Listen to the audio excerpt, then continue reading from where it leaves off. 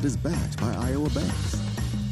See how banks are making a difference near you at iowabankers.com. See how banks are making a difference near you at iowabankers.com. Welcome back to pregame coverage of Iowa Hawkeye baseball today. The home opener. Welcome back to pregame coverage of Iowa Hawkeye baseball today. The home opener of the 2025 season, hosting the Loras. Good to see you again. It's been a while. Head coach of the Hawkeyes. But Rick Keller, good to see you again. It's been a while. Thanks, but a good win to finish things up in Texas the other day. Well, thank guys came out and jumped on them early, and got some runners on base in that first inning, and as we talked about some runners on base in that first inning. Been waiting for somebody to step up and deliver a blow. Been waiting for somebody to step up, home run, gave us a 4-run lead. And Reese Moore just kind of rolled after that, gave us a 4-run lead. And we just kind of rolled. The big question every day when we talk is what kind of starter you're going to get. The big question every day when we talk is what kind of starter you're going to get. His third outstanding start in a row. Delivered his. Just super proud of him. He went out there and start in a row and gave us. Just super proud of him. He went out there and 6 innings and picked up the win. 6 innings in the strike zone, and on a day when the wind was blowing pretty hard out, the strike zone, and on a day when the wind was blowing, did a great job and pretty hard out. We made kept the ball down. He hurt himself. He did a great job on a bunt that ended up costing him. He hurt himself. He made an error on a bunt. Hit a couple guys. He was working on trying to pitch inside a little bit more. Hit a couple guys, which he was working on trying to pitch inside a little bit more, and he had a couple free bases that way. One of them needs to. But other than that, he had a couple free bases that way. One of them scored. Clean day, and he couldn't have been more proud. I mean, it was a pretty clean day, and he couldn't have been more proud. He got on base, 3 times. Colin Coonrad pitches a walk. Had his first start. He got on base 3 times. Blake Aaron pitches a walk, and Blake Aaron hit a home run to put us up 10.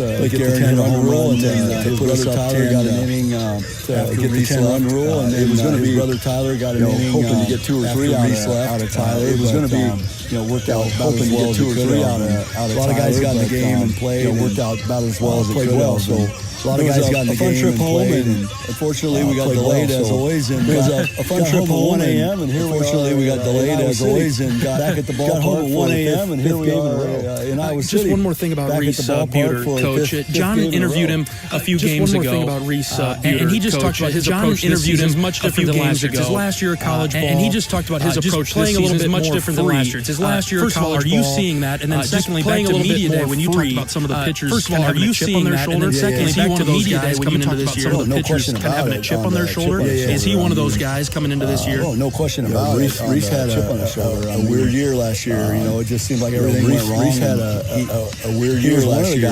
It just seemed like everything went wrong and walk a lot of guys. And just he was one of the guys last year, that didn't walk. He made some really nice adjustments. Hit hard in an effort to give him a little more deception. He made some really nice adjustments and his delivery extremely well. He made some adjustments a little more deception. And it's worked out extremely well. He made some adjustments with those sliders, and then Reese Moore, definitely. Reese has worked really hard since he got here, and he made a big jump. Reese has worked really hard his freshman year since he got here. When he redshirted, he made a sophomore year, and then from his freshman year this year, when he redshirted to his sophomore year, and worked even harder. And I think his catching is much better. He's worked even harder. He didn't have his catching is much better the first game down in Texas, but he didn't have his best game.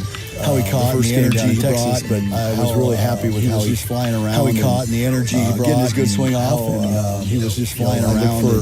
Hopefully, his good swing off. Having Reese be that consistent, consistent presence in the middle lineup. Reese be that consistent. Head coach of the Hawkeyes, Rick Keller, on our pregame show from Banks today, getting ready to take on Loras. Head coach of the Hawkeyes, Rick Keller, on our pregame show from Banks today, getting ready to take on Loras. Okay, coach, how does this game come up on the schedule?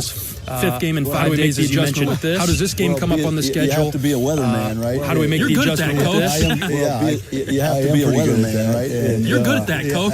We were supposed to play St. Thomas on Wednesday, and we were supposed to play St. Thomas on their way to Austin Peay, and so they were just going to stop. They're on their way to Austin Peay, and that limited their ability to play Wednesday and keep going to a different day if the weather. That limited their ability to move up I called Chris Lean at St. Thomas last week, and I said, hey, it's not looking great, but we're still a ways out. At St. Thomas last week, and I said, hey, it's not looking great, but we're still a ways out. Could you come in Tuesday for Wednesday, especially? I said, could you come in Tuesday? Tomorrow looks like it's going to be a heavy rain event all day. If you look at the forecast, tomorrow looks like it's going to be a heavy rain event all day. And here we are, close to 60 degrees predicted Wednesday. And sunshine. Here we are, close to 60 degrees predicted, and sunshine. The biggest reason and we start Big Ten play, and this weekend the biggest reason now we start Big Ten play. If we were in the old schedule, I probably wouldn't have done this. If we were in the old schedule, I probably wouldn't have done this because wouldn't have scheduled this game last Thursday. Because our first kind of trial run with last Thursday, the pitchers who had not thrown a lot, and the pitchers who had not thrown at least at this current time be throwing. Who will be at the midweek game? At least at this current time, be throwing a lot of them really on the midweek game, and quite frankly, a lot of them really had a bad day. And whether this pays off, or this week or whatever, everybody's going to say, "Why the hell?" Whether this pays off, or I'm not. I'm looking at the big picture. That's what I need everybody to understand. The right thing. I'm looking at the big picture. That's what I need everybody to understand. The right thing to do. 8 or 9 guys play today and get those pitchers back out, and at least have them. Hopefully, we can throw 8 or 9 guys in a different uniform, and at least have them redeem themselves pitching against somebody in a different uniform. A lot of those guys a chance to redeem themselves after last Thursday, to get a second chance and get back out there and show what they can do. If we don't play today, a second chance and get back out there and show what they can do, and then if we don't play today for 2 weeks, who knows when that day comes? And then maybe we need 2 or 3 of them this weekend against Rutgers, and then maybe we need 2 or 3 of them this weekend against Rutgers, and they're not in a good place. Who knows what's going to happen with the results, because we've seen who knows what's going to happen with the results, because and have come close. We've seen when Loras beat us before. I'm more concerned right now with getting and have come close. And that outweighs everything. I'm more concerned right now. That's with that being said, Coach, who's the first guy that we'll see on the mound today against Loras? That's with that being said, Coach, who's the first guy that we'll see on the mound today against Loras? Jaron Bleeker, the start today will be. We're just going to roll through a bunch of those guys that start today and Thursday. We're just going to roll through a bunch of those guys that threw last Thursday. Dan Wright, and the good thing today. We'll have Tony Watts, Dan Wright, all those guys will be. We'll have Tony Watts able to come in and bail us out. All those guys will be or whatever. You've got some. Some wiggle room with some guys that crazy habits or whatever. You've got been in some wiggle room with some guys. Offensively, do you look to do the same thing? Get a couple of different guys in there. Do you want to see if you can finalize a lineup? Do you look to do the same thing? Get a couple of different guys in there. Do you want to see if you can finalize a lineup before conference play? We're going to try. That's what we're trying to do. It's virtually the same lineup as what we had yesterday. We're going to try, with the exception of it's virtually the same lineup as what we had yesterday, with the exception of and then Reese Moore, Dan Rogers is going to catch. And I'm going to make a little flip, and then try. I'm going to make a little flip at third, and try Mitchell at short. Cooper Schulte, because if the lineup sticks where Andy's going to be the second baseman, because if the lineup sticks, I want to take a look and see which is the best option to be the third baseman in the shortstop. I want to take a look and see which is the best option to be the third baseman in the shortstop. It is no fault of the guys who've been playing there either. It's just. If Andy's playing well, the guys who's one of the best players in the Big Ten, and if Andy's playing well, I mean he's one of the best players in the Big Ten. Well, I thought yesterday he almost hit a ball of the park. Get him going. Look more like Andy. Well, I thought yesterday he almost hit a ball in Texas, and look more like Andy. So that's what we're going to do over there. But the outfield will start out the same. So that's what we're going to do over there. But the outfield will start out the same. Hardly ever happens, right? But then in a perfect world, which hardly ever happens, get a lead, and then in a perfect world, you guys in the game for 4 or 5 innings can get a lead, and then get a bunch of guys in the game to start 4 or 5 innings would be ideal. And just let those guys get to the start. We'll play it, like we have to play all of them. If it doesn't, I know your staff is great at scouting the opponent, Coach. Did any of you go to Dan Rogers and get great at scouting the opponent, Coach? Did any of you go to Dan Rogers and get a little inside out of Dan? It's funny you say that. It's funny you say that, Dan, because an hour and a half ago. I grabbed Dan. Sorry about that, but I got hit by a line drive ago. So I grabbed Dan. I got hit by a line drive. Dan, you need to go sit down with Coach Kenny. So I grabbed Dan and give him the scouting report. Dan, you need to go sit down. We're not going to have anything other than giving the scouting report because we're not going to have anything. On a nice little roll, won 5 games and beat Augustana is a good team. On a nice little roll, won 5 games and beat Augustana is a good team. Our former player, Big Ten Pitcher of the Year, Trenton Wallace, AAA. Our former player, Big Ten Pitcher of the Year, Trenton Wallace, who's we're going to play them next week. I think if the weather's good, and we're going to play them next week. I think they beat Augustana this weekend. So with that being said, I said, Dan, you're going to have to this weekend be the guy to give us. So with that being said, finally before we let you go, Coach, Loras' coach has been there for a little while. Finally before we let you go, Coach, if I read that right, you have a relationship with him over the years for a little while. If I read that right, you have a relationship with him over the years. What's that like? He does a really good job. I'm good friends with Carl T-Bond, their head coach. Just a great guy. Good job. And he was the coach there when I was at Upper Iowa. That's how far back it goes. And he was the coach there when I was at Upper Iowa. That's how far back it goes. And I know Carl loves to play like I love to play. And so whenever Carl loves to play like I love to play, he's the first call usually because if he can make it happen, he'll make it happen. He's the first call usually because if he can make it happen, he'll make it happen. I just trustworthy. I just called him and said, "Hey, there he is. What do you think about Monday?" Trustworthy. He was like, I just called him and said, "Hey, we played all weekend." What do you think about Monday? He was like me. I said, "But it's going to be a nice day." And I said, "Yeah, let's do. We need to get some pitchers in the game and nice day and play somebody. And we need to get some pitchers in the game and need to play somebody." All right, Coach, we'll let you go. Good luck against Loras today. We'll talk to you later on. That's a good thing. Head coach of the Hawkeyes, Rick Keller. Good luck against Loras today. We'll talk to you later on. From Dwayne Banks Field, it's the 2025 home opener. Still got time to make it to the ballpark, folks. It's the 2025 come on out and see us and support this team. Still got time to get ready for conference play, which comes up. Come on out and see us and support this team. We're back in a moment for conference play, which comes up from Learfield this weekend.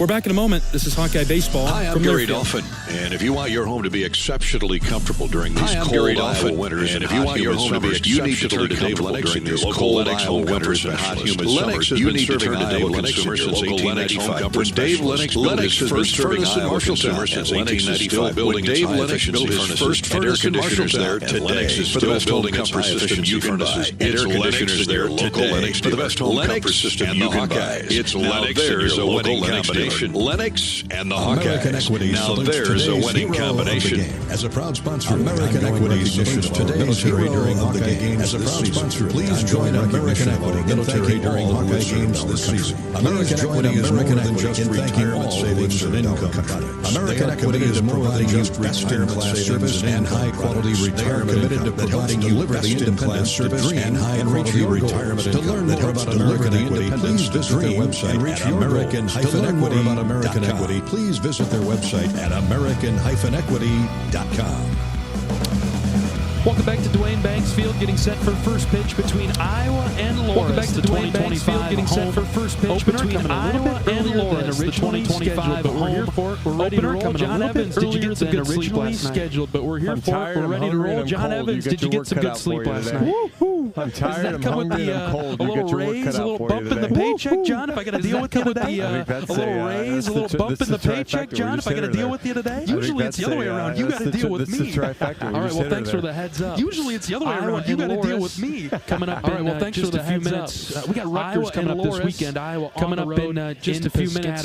We got Rutgers coming up this weekend. They got to take care of business against a solid Loras team here this afternoon. They got to take care of business against a solid Loras team here this afternoon. The fans are filing into Dwayne Banks. We'll step aside for today's national anthem. We're back after this for today's game. We'll step aside for today's national anthem. We're back after this. Different people have different needs. Delta Dental of Iowa has affordable dental and vision coverage that meets you where you are. Delta Dental of Iowa has a small business on a budget vision coverage that meets you no employer costs. Small business on a Medicare plans don't cover dental, no employer costs. And if you can't get Medicare plans, you can buy direct from us, but we do. Plus, and if you can't get benefits at work, you can buy direct from us. SharingHealthySmiles.com. We give back and choose Delta Dental. Visit SharingHealthySmiles.com and choose Delta Dental.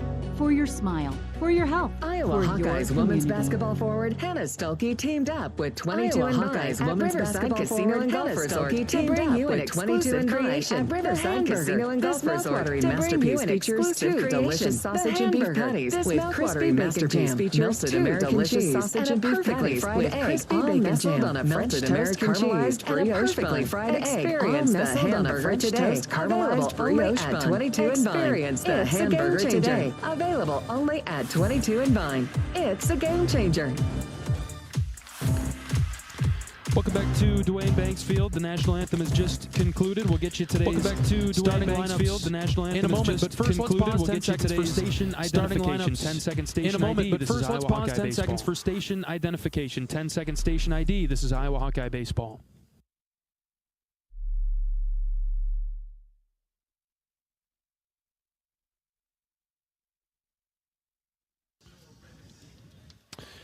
The Iowa Hawkeyes set to take the field as the home team today, playing on their home turf. Set to take the field home turf as the home team today, playing on their home turf. We'll get you the details of the turf, by the way, for the first time here in 2025. We'll get you the details of the turf. Let's get you today's starting lineups. We'll go first with the Loras Dewhawks. Let's get you today's starting lineups. We'll go first with the Loras Dewhawks. Will lead things off, followed by Trevor Seagraves, and then Cody Sonny will lead things off, followed by Trevor Seagraves, and then Cody Sonny. Vince Polizzi, the DH, bats fifth. Justin Gutierrez, the third baseman. He'll be in the sixth spot today for Loras. Bats fifth. Justin Gutierrez, the third baseman. He'll be in the sixth spot today for Loras. Jake Olszewski and Alex Sandoval. That's the batting order for the Loras Dewhawks. And Alex sitting at 5. That's the batting order for the Loras Dewhawks. Iowa at 4 and 6. They're about to take the field, and they'll look like this defensively. Cooper Schulte on the infield. He'll get to start at third base today. They'll look like this defensively. Cooper Schulte on the infield. He'll get to start at third base today. And over at first base, over on the right side, the second baseman is Andy Nelson. Left to right, and over at first base, over on the right side is Caleb Wolf. And Jackson Beeman left to right. Today's starting catcher Miles Risley, former Loras Dewhawk Dan. Today's starting catcher in the black and gold, though. Former Loras Dewhawk Dan, making his way to the mound as in the black and gold, walking out there from the first base dugout and making his way to the mound as starting pitcher, walking out there from the first base dugout. Jaron Bleeker, today's starting pitcher, the right-hander Jaron Bleeker, came in relief in the first inning, stayed on Thursday, an inning and a third, gave up 5 hits in relief in the first inning, threw an inning and a third, had 2 strikeouts. Hits, 3 runs, the fastball up around 90, he'll throw a curveball, had 2 strikeouts as well. He's going to get the fastball up around 90, he'll throw a curveball. Like Coach Heller mentioned, one of those guys that might be looking for another opportunity, one of those guys that might want to show what he's capable of. Might be looking for another opportunity. We had heard, John, that Jaron was kind of in that mix for that Sunday start, and so we had heard, John, let's see how he does with a true midweek start. He didn't quite get that in. Let's see how he does. In Texas, he wasn't the starter in that game, so we'll see how he does in the starter role.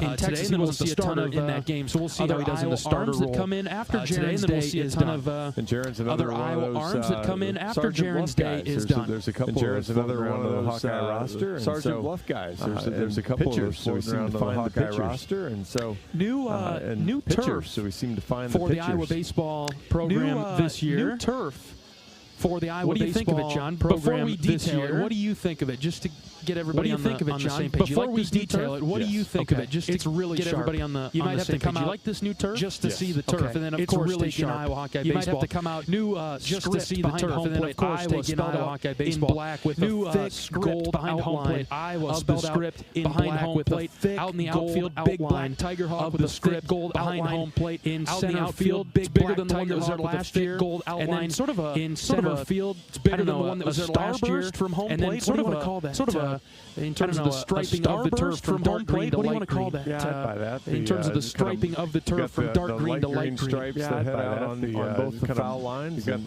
the light green stripes that head out on both the foul lines. Couple dark and then 2 big center field one that goes right out takes in the pitcher's mound and takes in the bulk of that center field one that goes right out takes in the pitcher's mound and takes in the bulk of that for both sides this year. When we were down there talking with Coach Heller earlier today, boy, they're noticeably bigger. When we were down there talking with Coach Heller earlier today, boy, they're noticeably bigger, aren't they? There's space for the guys to be in there now. What am I missing? When I first walked in there, you kind of look around and think about it. There's something different here. What am I missing?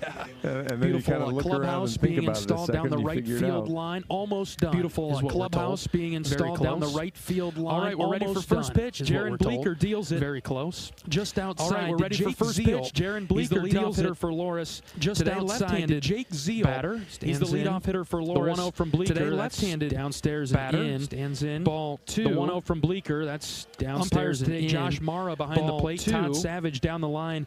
Umpires today. Josh Mara behind the plate. Todd Savage down the line is at first. Cody Oakes. Here's a ground ball that's fouled to Caleb Wolf on the first base side. 2 balls, 1 strike. Here's a ground ball that's fouled to Caleb Wolf on the first base side. 2 balls, 1 strike on Zeal. Couple of 93 mile pretty good right now, and finding 2. So just find a rhythm here. Jaron's getting it up there pretty good right now. Bleeker has just find a rhythm here very quickly. First 3 pitches. From the wind-up, the tall righty's ready. Here he comes. First 3 pitches. Strike 2 at the knees. From the wind-up, the tall righty's ready. Here he comes. Strike 2 at the knees. Good pitch from Jaron. Good spot. 94 off speed or just sticks to the bottom of the zone. 2-2.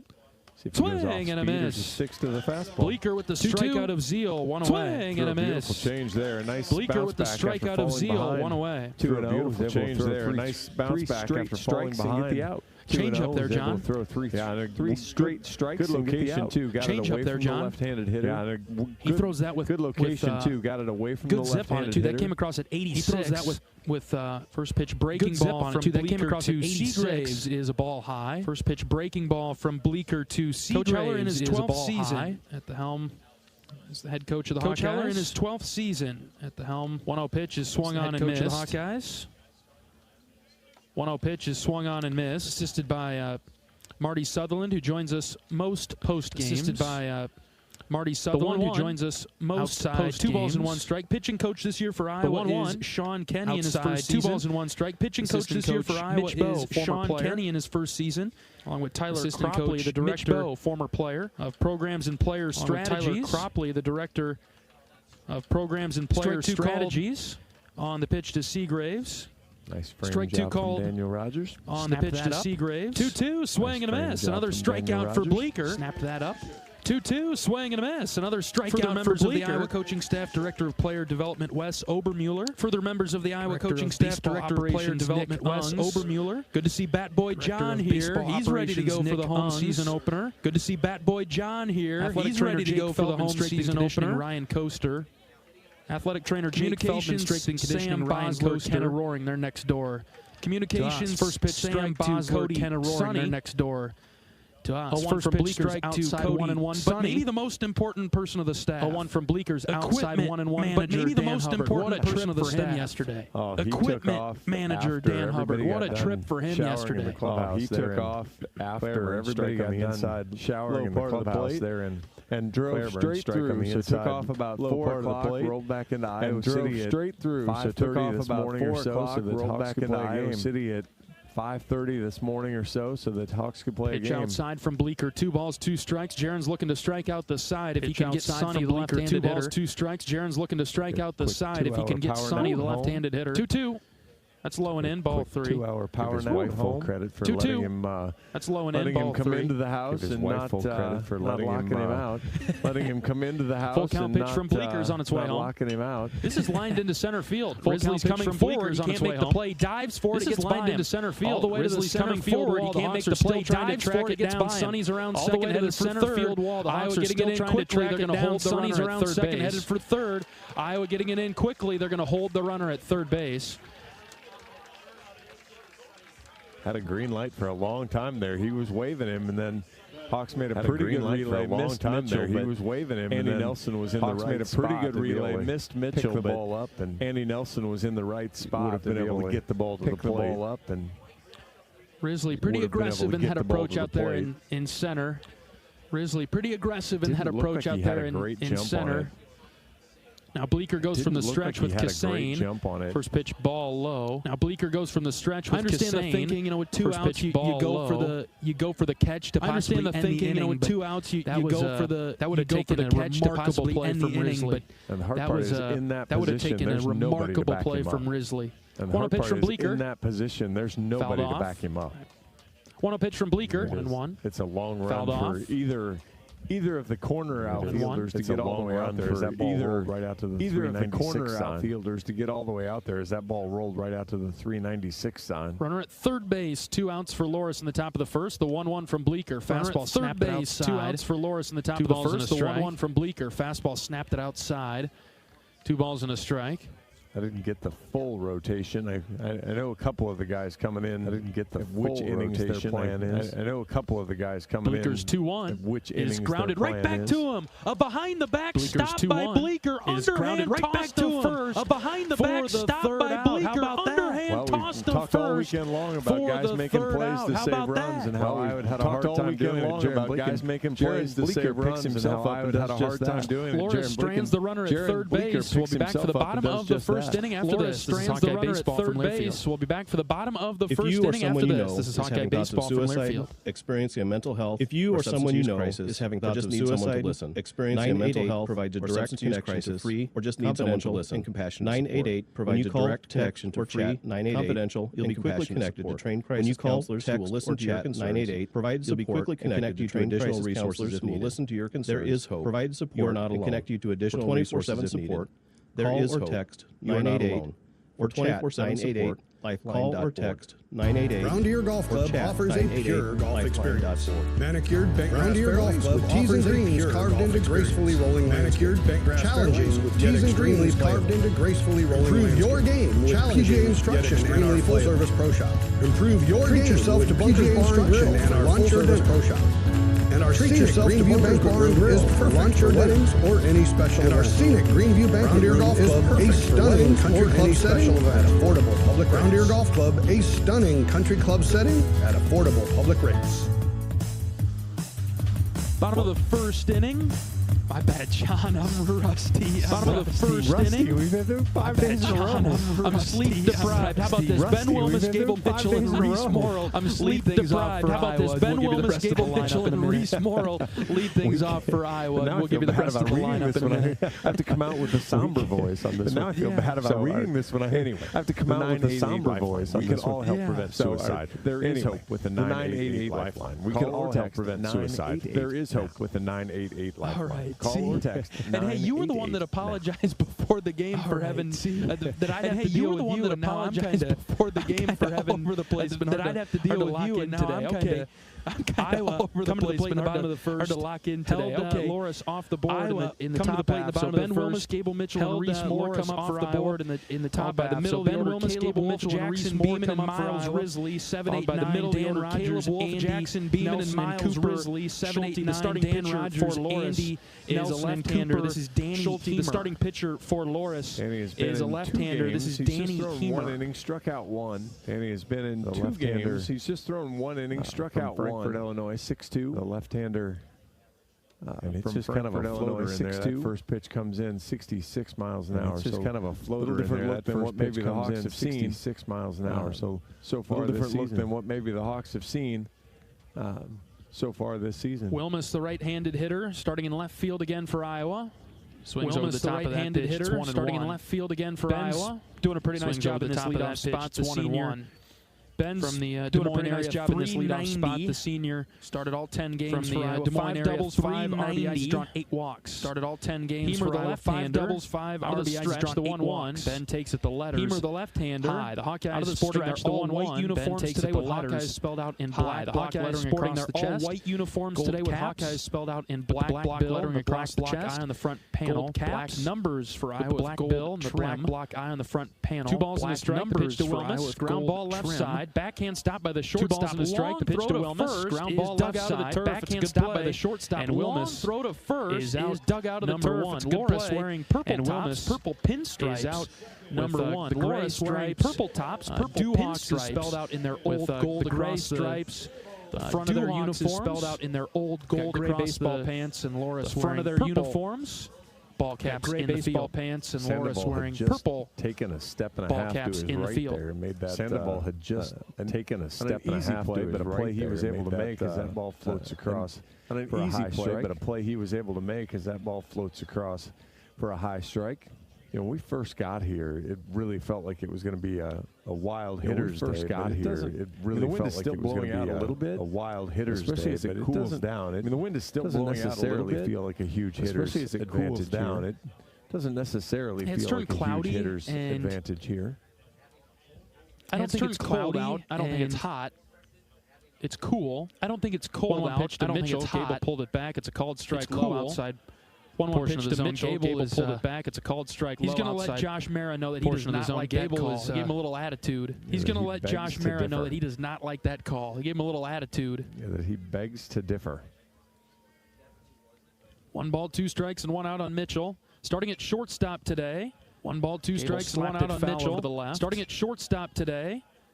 Gable slapped it foul over to the left. At some point, we'll get a Gable Mitchell first base start, and we'll have the infield covered. At some point, we'll get a Gable Mitchell first base start, and we'll have the infield covered. We'll see how this plays out and see if Iowa does this moving forward with Schulte at third. Plays out and see if Iowa does this moving forward. 1-2 dropped low with Schulte at third. Mitchell laid off 2-2. 1-2 dropped low. One of the things that Iowa did by their scouting reports, their swing decisions were very good against Washington State this weekend. Their swing decisions were high scores on very good laying off Washington State this weekend.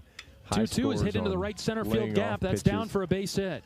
Mitchell quickly rounding right center field gap, heading to second, but he'll stay put with a one-out single. Mitchell quickly rounding first, thinking about heading to second, but he'll stay put with a one-out single. Floated in at the top of the zone at 70. Stayed with the high breaking ball there. Floated in at the top of the zone at 70. Drove it out into the gap, and Gable turned on it nicely and drove it out into the gap. After Reese's solid performance yesterday, he moves up in the order. After Reese's solid performance yesterday, he moves up in the order and a home run. He was batting sixth yesterday when he went 2 for 4 with 4 RBIs and a home run. DHing for Iowa today. First pitch to Reese is on the outer edge, strike 1. DHing for Iowa today. First pitch to Reese is on the outer edge, strike 1. One of the things that Iowa talked about in their pregame meeting with the hitters is trying to find a way to get that running game going. No stolen bases meeting with the hitters. Remember, trying to find a way to get that running game going. No stolen bases that they could remember. Try to do a good job here to get going. So, try to do a good job here to get going. Lefty on lefty matchup with Mitchell at first base. Moore the batter. Here's the pitch. On lefty matchup with Mitchell on the ground. A spinner to third. It got through into left field. Here's the pitch. Reese hits it on the ground. A spinner to third. It got through into left field. For Iowa as the Hawkeyes. Rolling in the first. Singles for Iowa as the Hawkeyes. 61 miles an hour off the bat. Rolling in the first. Cue ball spinner right around 61 miles an hour off the bat. The third baseman cue ball spinner right around. I don't think that Gutierrez had a great read on that. Was hit just a couple steps to his left, but it had so much read on that. Your first hit just a couple steps to his left, but it had so much spin on it. You think it's going to be your first reaction too when you see the ball come off the bat. You think it's going to be another left-hander up for Iowa. This is Caleb Wolf. That ball was not. First and second, 1 out. Another left-hander up for Iowa. This is Caleb Wolf. First and second for a base hit. Mitchell's around right center. He's headed home. He'll score. That's down for a base hit. Mitchell's around third. He's headed home. He'll score. More hustling to third. And the Hawks are on the board first. In 3 straight singles for Iowa, and the Hawks are on the board first. It'll be interesting to see if Iowa sticks to 3 lefties in a row. It'll be interesting to see if Iowa sticks to. You allow 3 lefties in a row. You can make if you want to do that, but certainly pays off as all 3 moves on lefty on lefty matchups go the Hawkeyes way. Certainly pays off as all 3. Now we'll flip it over to the right side with Jackson Beeman. Now we'll flip it over to the right side with Jackson Beeman. Line up a lot of power here. He's been a welcome addition to this Iowa lineup. A lot of power here. First pitch to him is a slow bender in for a strike. First pitch to him is a Beeman batting 296 bender in for a strike. 4 home runs. Beeman batting 296 for Iowa. 4 home runs at the corners and 1 out. 7 walks. Here's the 0-1 to Jackson.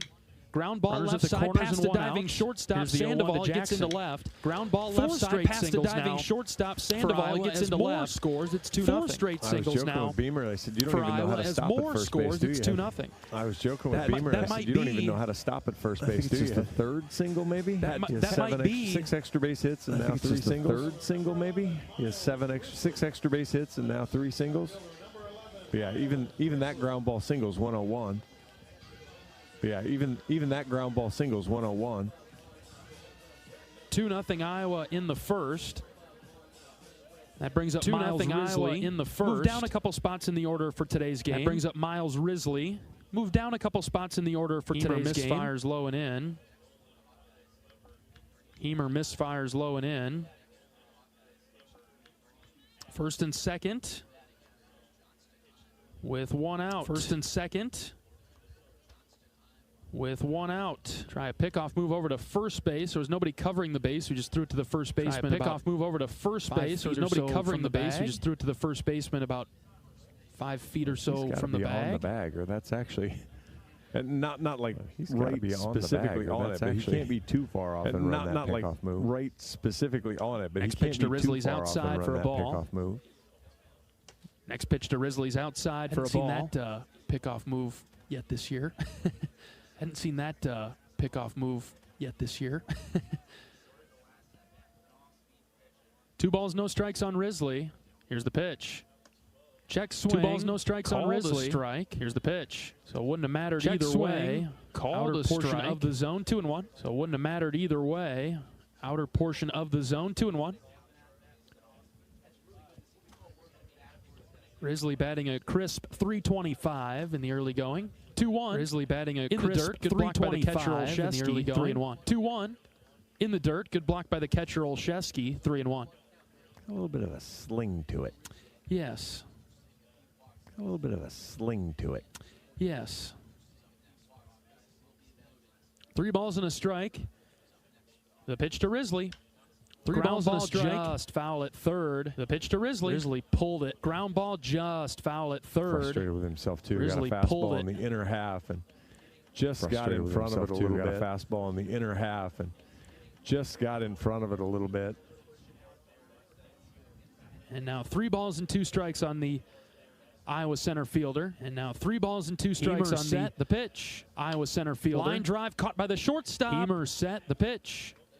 Everybody's line drive caught by the shortstop. Man, Beeman had a heck of a jump off of first, and for some reason Sandoval didn't throw it over there. I thought the first baseman was covering first, and for some reason Sandoval didn't throw it over there. I thought the first baseman was covering.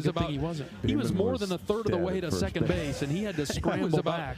He was more than a third of the way to second base, and he had to scramble back. That funny thing is, the ironic thing is that exact play got talked about the secondary lead you were supposed to take there on, and that was not the secondary lead you were supposed to take there to see the play in front of him, immediately freeze and head back. Good job from Wolf though to see the play in front of him, immediately freeze and head back. First 4 years of 2 outs now for Dan Rogers at Loras. First 4 years of collegiate play. Takes one up and in for ball 2. Dan sporting a highlighter pink bat. For ball 2. I don't think this has made the trip on the road. Dan sporting a highlighter pink bat. I don't think this has made the trip on the road. This one seems new. And you would certainly 2 balls, no strikes on Rogers, the left-handed hitter. Here's the pitch, low and out, gets away from the catcher. Runners will advance to second and third. Here's the pitch, low and out, gets away from the catcher. Runners will advance to second and third.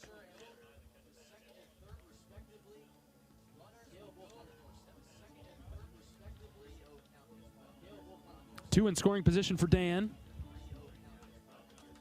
2 in scoring position for Dan. Iowa's been trying to clean this part of their game up. Get those runners in when you get them in a good spot. Iowa's been trying to clean this part of their game up. But right now for Dan, we'll see if he's got a red light or a green light on 3-0. But right now for Dan, we'll see if he's got a red light or a green light on 3-0. Andy Nelson awaits on deck. Here's the pitch. That's in there for a strike 3-1. Dan will get another chance. Here's the pitch. That's in there for a strike 3-1. Dan will get another chance. Had a long time to go there. Pitch count just paused at 10, so he had a long time to go there. Hemer comes set. Here's the 3-1. Swing and a miss. Rogers. Hemer comes set. Here's the 3-1. Empty. 3-2. Swing and a miss. Rogers with a good cut comes up empty. 3-2.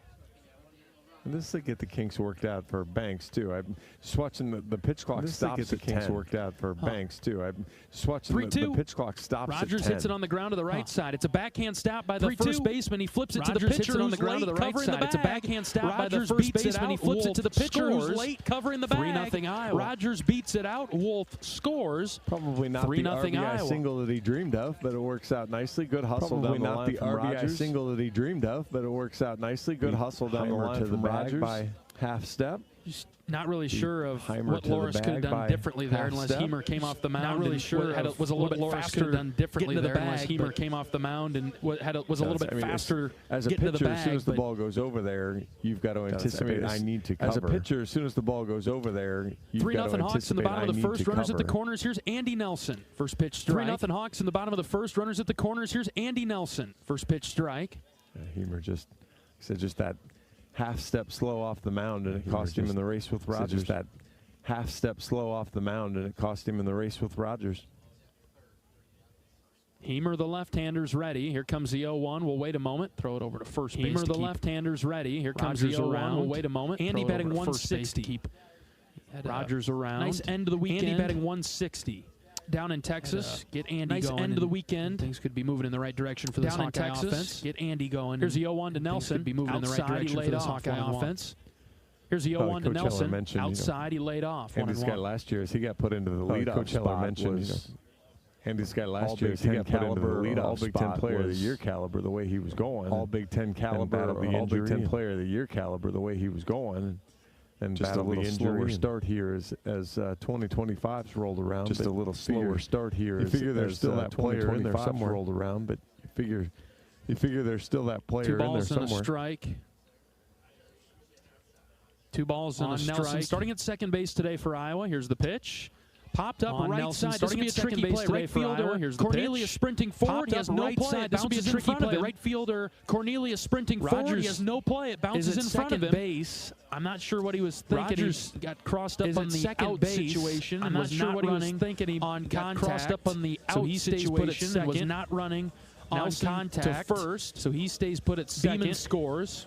Nelson to first. Should be standing at third base, but instead he thought Daniel should be standing at third base, but instead he thought he was just camped there. Thought there was 1 out or no outs, and so he was just camped there. Cooper Schulte, the 9-hitter, is up. First pitch strike to him. Cooper Schulte, the 9-hitter, is up. First pitch strike to him.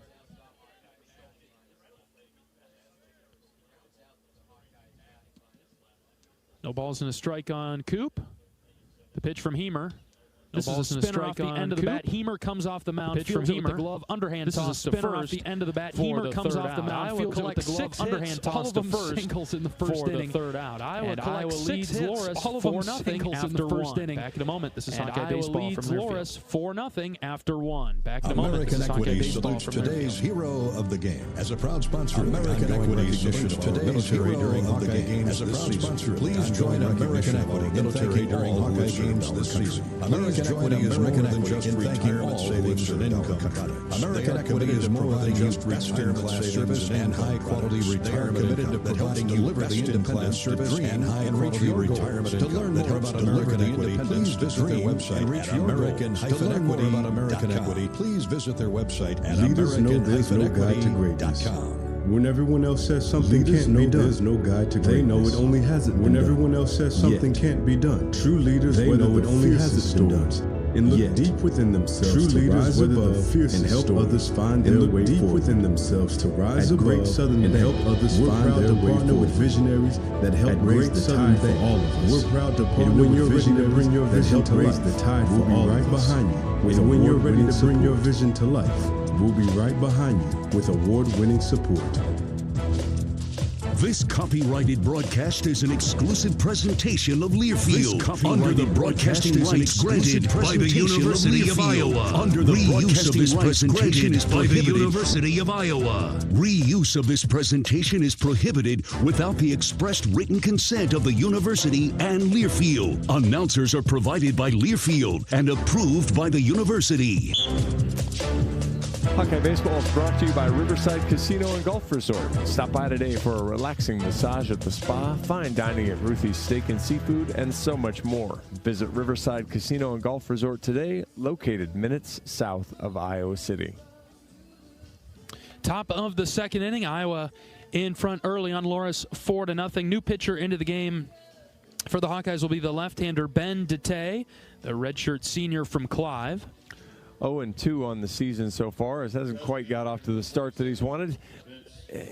In 2 of the 3 appearances, he just kind of left the ball over the middle of the plate. And I was talking to Ben yesterday. about just trying to find the edges, and he hits the edge there for strike one. Funny enough, he was talking about, I'm throwing too many strikes. He goes, I'm usually pretty good at throwing balls. Ball drops low, 1-1. He's just run into literally a couple of tough situations.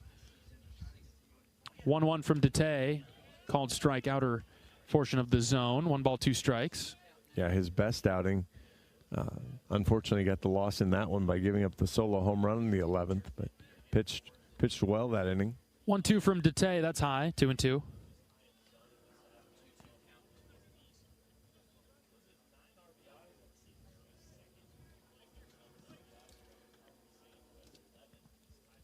Two, lined into center field. Risley, he's tracking it, makes the catch, 1 away.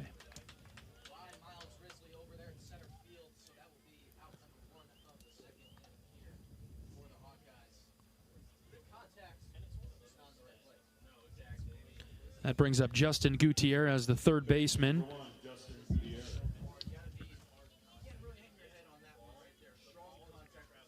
Good hitter, 400 on the season so far.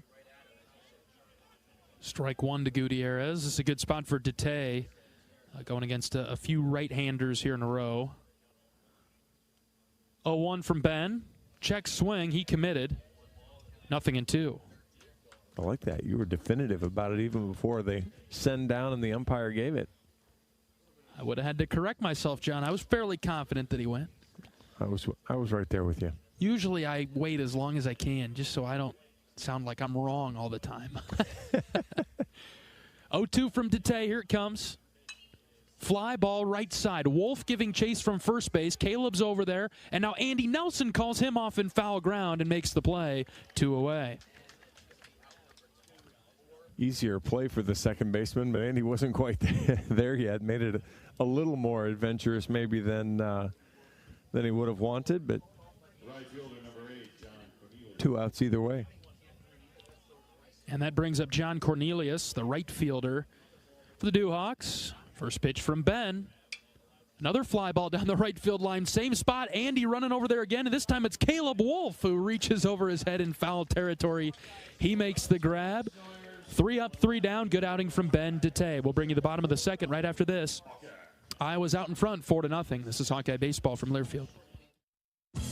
Hi, I'm Gary Dolphin, and if you want your home to be exceptionally comfortable during these cold Iowa winters and hot, humid summers, you need to turn to Dave Lennox and your local Lennox home comfort specialist. Lennox has been serving Iowa consumers since 1895, when Dave Lennox built his first furnace in Marshalltown, and Lennox is still building its high-efficiency furnaces and air conditioners there today. For the best home comfort system you can buy, it's Lennox and your local Lennox dealer. Lennox and the Hawkeyes. Now there's a winning combination. Cancer doesn't care. It doesn't care what you look like, how old you are, what you do, or where you live. We do. University of Iowa Healthcare is doing more to beat cancer than anyone in the state. From second opinions to life-saving treatments that happen here first. We lead the way in research, training, and care because we believe that UI Healthcare is here to make all of Iowa better. UI Healthcare, changing medicine, changing lives. Visit uihealthcare.org.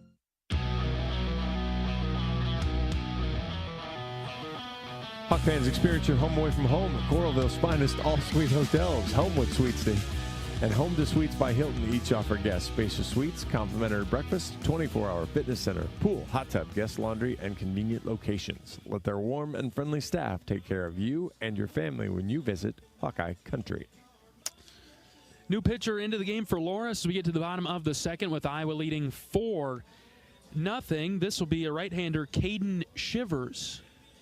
He's got 1 appearance on the year, gave up a hit, but did strike out 3 in that appearance. So 6'1" right-hander from Denton, Texas. All right, he'll face Ben Wilmus to get things started in the second. As Iowa batted around in the first. 6 hits for Iowa, all of them singles. Some station-to-station baseball for the Hawks in the first. The three guys that didn't get a hit in the first inning are going to want to make do here. Ben was one of those. A lot of warm-up pitches here for Shivers. The Loras catcher sends it down. We're ready for play. Mitch Bowe heading over to the third base coach's box. Tyler Cropley over there at first. Former teammates back in the day, almost 10 years ago now. Can you believe that? No. Neither one of them looked that old, so that's hard to imagine. I went to school with Mitch Bowe here at Iowa, so we had a few classes together. I didn't cross paths with Cropley at all, but Mitch and I go back a little bit. Top of the order, this is Ben Wilmus, righty-on-righty matchup in the second. First pitch to Ben, that's low.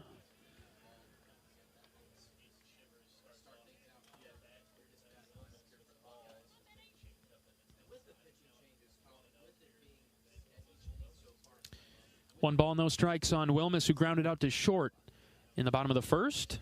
Takes up and in for a ball.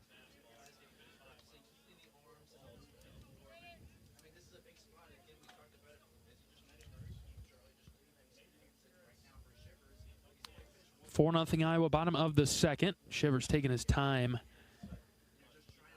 Yeah, you're right, John. That pitch clock does freeze at 10 seconds. Don't know what's up with that. Yeah, I'm not sure. And because I wouldn't think that the one underneath is going and the batter can't see it anymore, but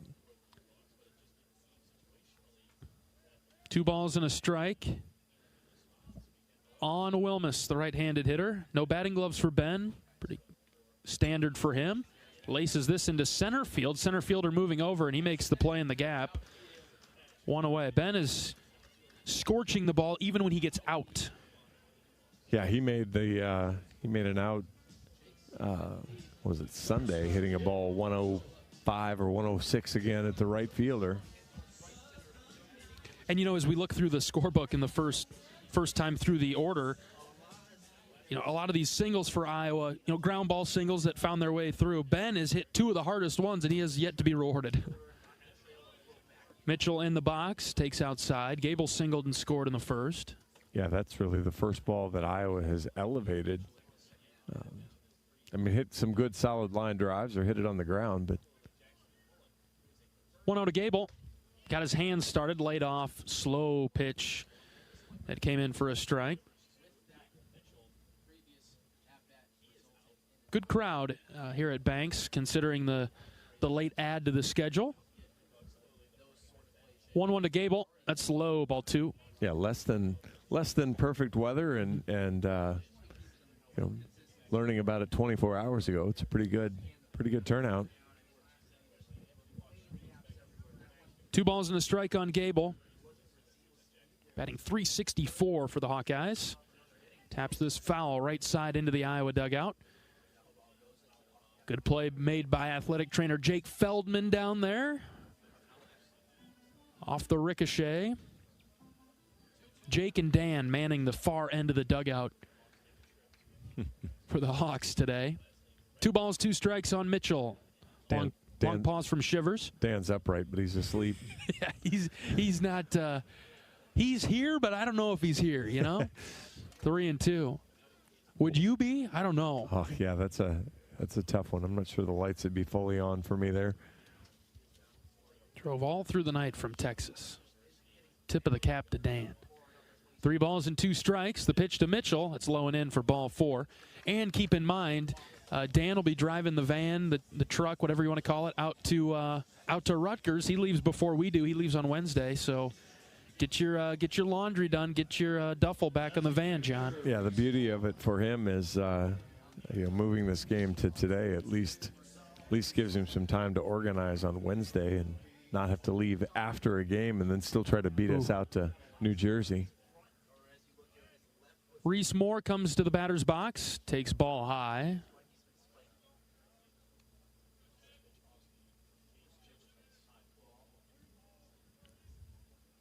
Looking forward to the weekend at Rutgers. I was talking with their SID today, their baseball SID, about our broadcast position, John. 1-0 pitch to Reese is high, 2-0. You've already informed me all that I need to know, but I just wanted to be sure of our setup.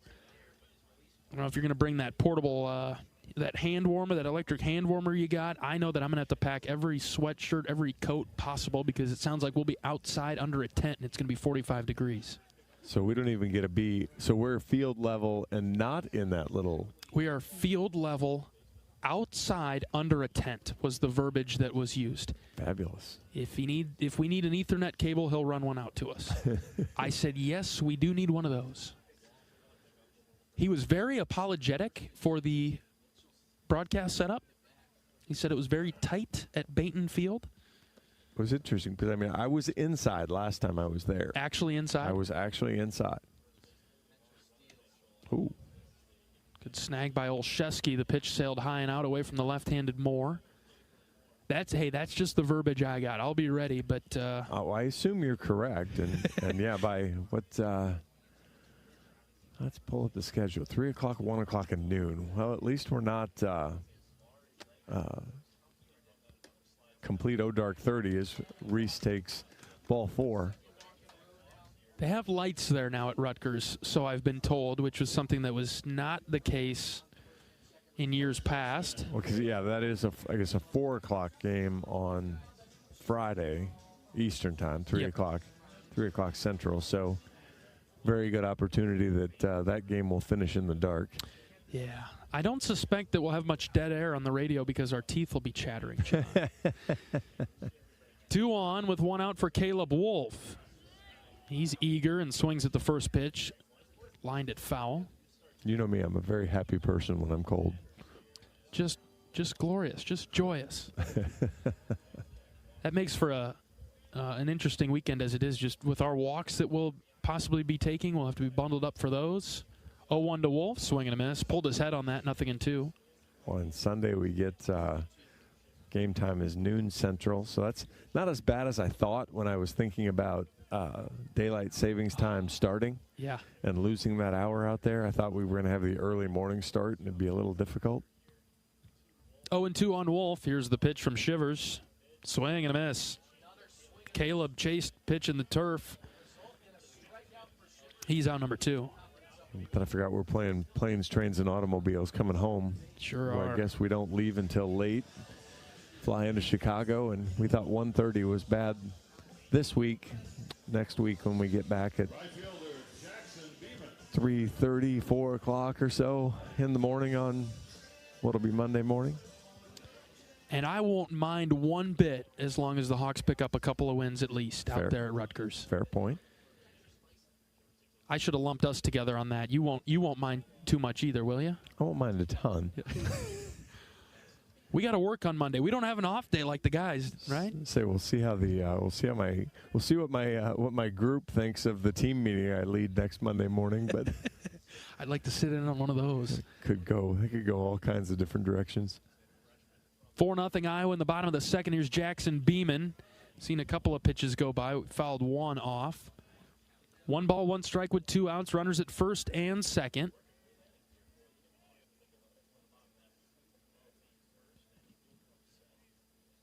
Shivers ready. The right-hander deals to Beeman. That's high and in again. Ball 2.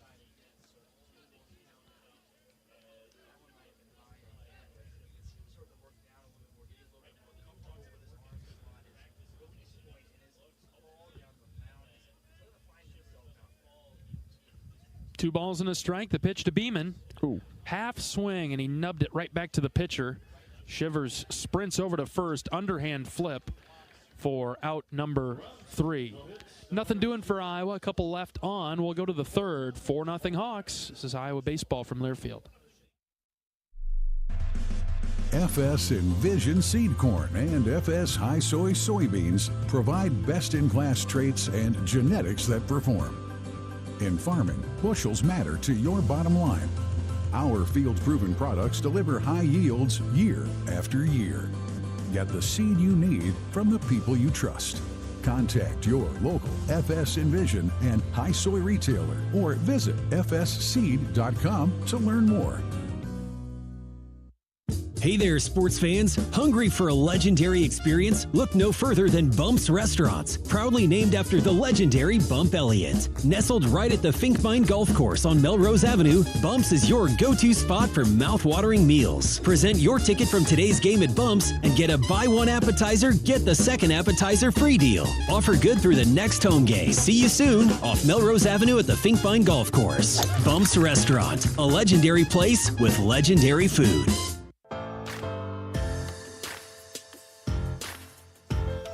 University of Iowa Healthcare is here for you no matter where you are in the state, changing medicine and changing lives for all of Iowa and beyond. Visit uihealthcare.org. Top of the third inning in Iowa City. The Hawks out in front of the Dewhawks 4-0. We'll see another Iowa pitcher make his entrance. And this will be the right-hander Sam Hart, the 6-foot senior from Highland Ranch, Colorado. Sam has made 2 appearances on the year, thrown an inning in total, given up a hit, a couple runs, walked 2, struck out 2. Be a good spot. You know, some of these guys just haven't thrown as much as maybe they would have expected this early in the season. So trying to find their way through it and find their footing here in the early going. Olszewski, Sandoval, and Zeal come to the plate for Loras in the third.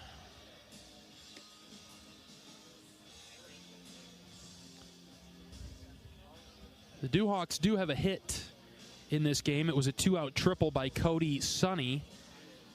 He was stranded at third rather, to end the top of the first.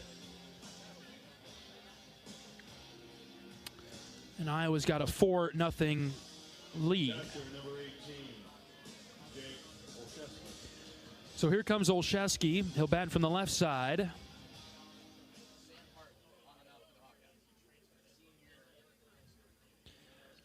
Sam Hart, the pitcher, is ready. Deals a first pitch strike. Good start from Sam on that outer edge. Yeah, good snap. Little sidearm delivery here, so get some good ride on that ball. Ooh. Then brings it back in with the slider that floats in there. No balls and 2 strikes. Sam operates on the third base side of the rubber, and he has a closed stance, so his front foot is even closer to third base. The 0-2. That's away for a ball. Talk about trying to create an X, you know, where ball moves comes out of the same tunnel and then breaks different directions, so you really can fool the hitter. Sam's alternated tracks here. Ooh.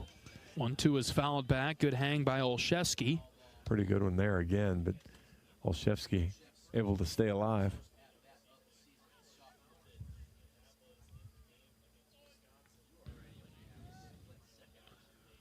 Hart is the third pitcher in the game for Iowa. Slider stayed outside. Really good pitch again from Sam, just away. 2 balls and 2 strikes.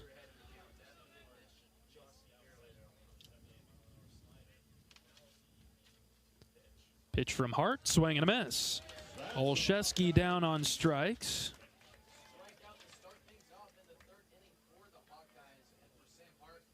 Just the 6th at bat of the season for Olszewski. Here comes Sandoval, the shortstop, 9-hitter for Loras. 1 away, bases empty. Slider starts with a strike.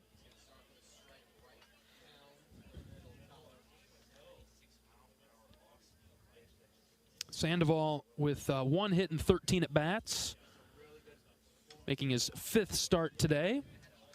Gets a piece of the pitch from Hart and fouls it off left side. No balls and 2 strikes. Sam has so much energy. Even there, he's just kind of pacing around. 0-2. Snapped a fastball high and out. One of the fun things about our role, John, at least in my opinion, we see the guys on the field and off the field. So you see Sam kind of roaming around, prowling.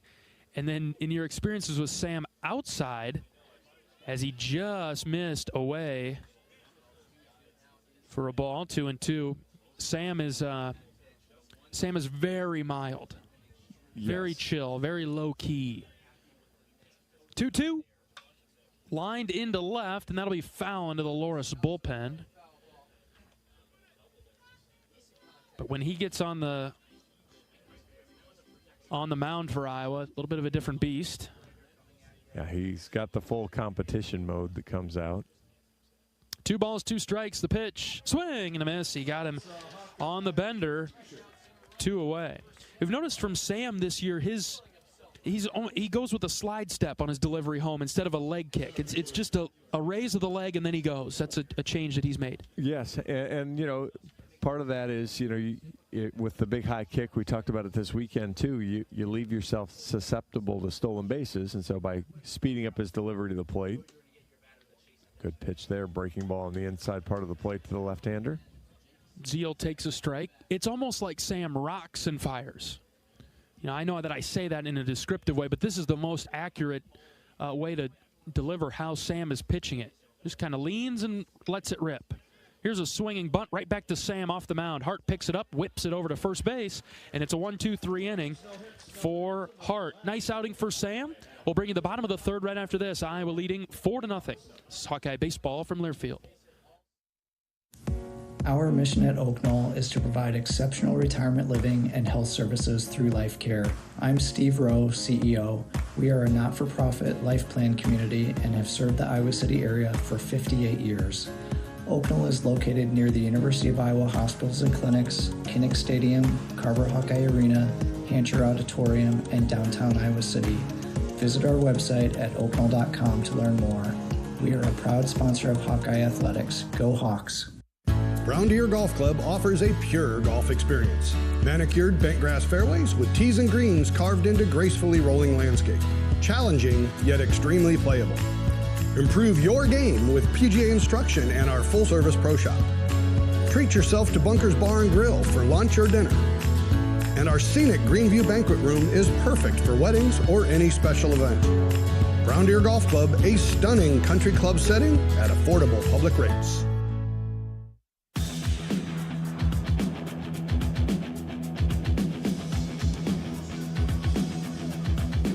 4-0 Iowa in the bottom of the third inning. The Hawks out hitting Loras 6-1.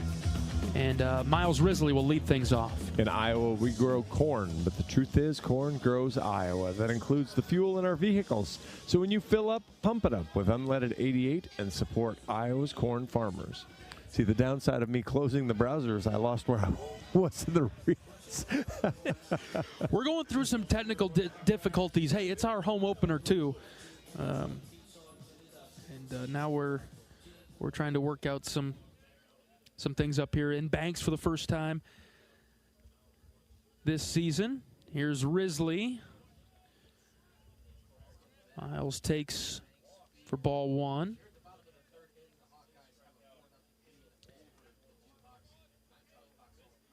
4-0 Iowa, bottom of the third. Both teams have played clean baseball. Risley shows the bunt, pulled it back, and it's a strike, 1-1.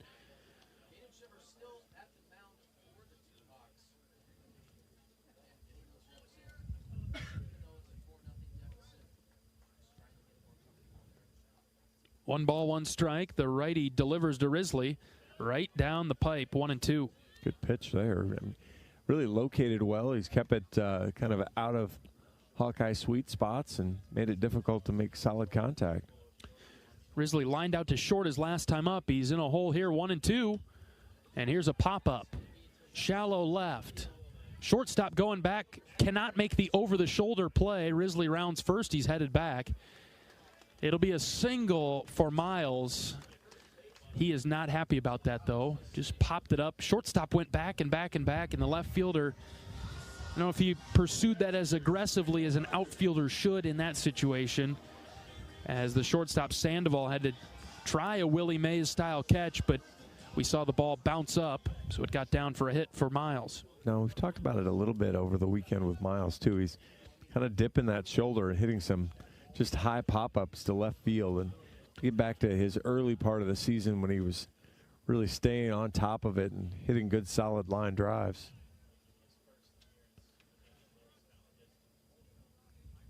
Dan Rogers, the batter, takes strike 1 from Shivers. I'm looking back in my book here.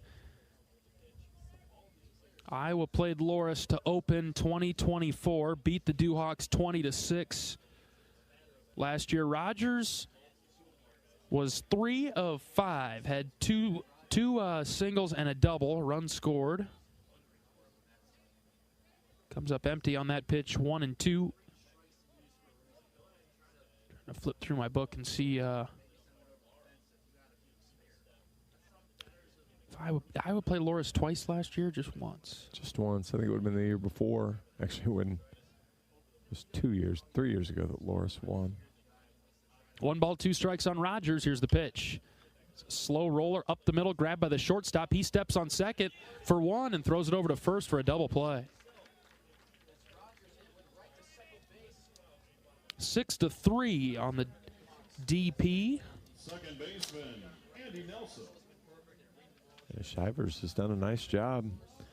Iowa really hasn't made any version of solid contact.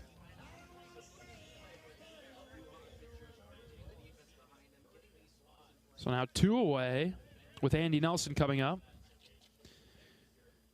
First pitch to Andy. He shows the bunt, pushes it down the first base side, but easy for the pitcher to field and throw out Nelson at first base.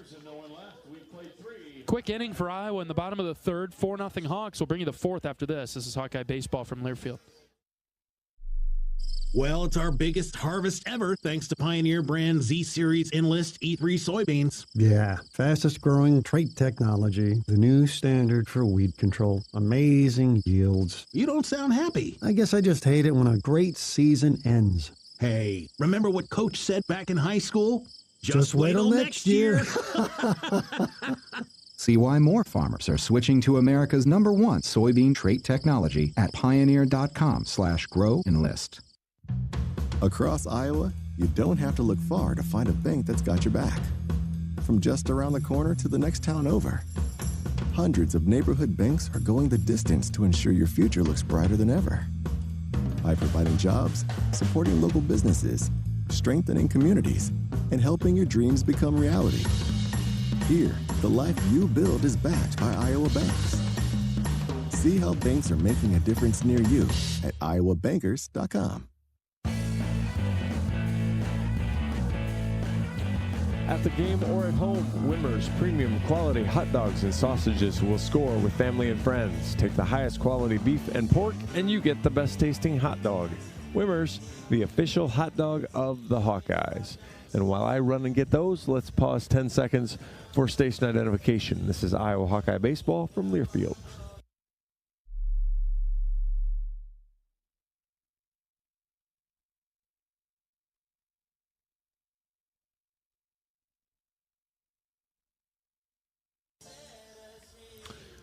The Hawkeyes bring in their 4th pitcher of the game as the midweek approach continues on. This will be the right-hander Jack Whitlock, the senior from Cumming, Georgia. The right-handers into the game. 2 appearances on the season. One he'd like to duplicate and one he'd like to not duplicate. He's inning and 2/3 on the inning and a third on the season, just giving up the 1 hit, but 3 runs. As in the tough outing, he also walked a batter and hit a batter. Very unlike Jack, and unfortunately, all 3 of those batters came around to score in the 12-7 loss to Washington State, but he was sharp against UMBC, so see if we can get a little bit more of that from Jack. Get Jack back into a role where the Hawks can turn to him on a weekend, and even if it's just for an inning or so, or maybe even a spot, be able to rely on Jack to get the Hawks through it. Yeah, all right, 2, 3, and 4 coming up for Loras. Yeah, Jack was a big key to the 2023 run. Huge. And getting to the regional against Indiana State. Seagraves, Sonny, and Kissane come up for Loras. 4-0. Iowa out hitting the Hawkeyes 7-1. It's been scoreless baseball, though, since the bottom of the 1st. We're in the 4th as the lights begin to take full effect on the field. Whitlock out of the windup, delivers.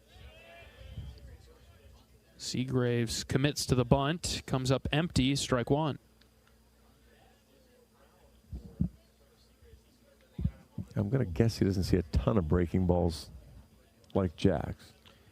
And this one is certainly, oh yeah, I should have let you finish your thought there before I created my own. But yeah, to see a breaking ball like Jack's, exactly. It's very different than most curveballs, most sliders. Just has almost like a magnetic force type of movement to it. 1-1 from Whitlock, swing and a miss. Back foot comes out from Seagraves, 1-2. Well, because you think you're going to get hit, but you've committed to swinging, and then you realize it's going to be about 4 feet away from you, and your bat's not long enough anymore.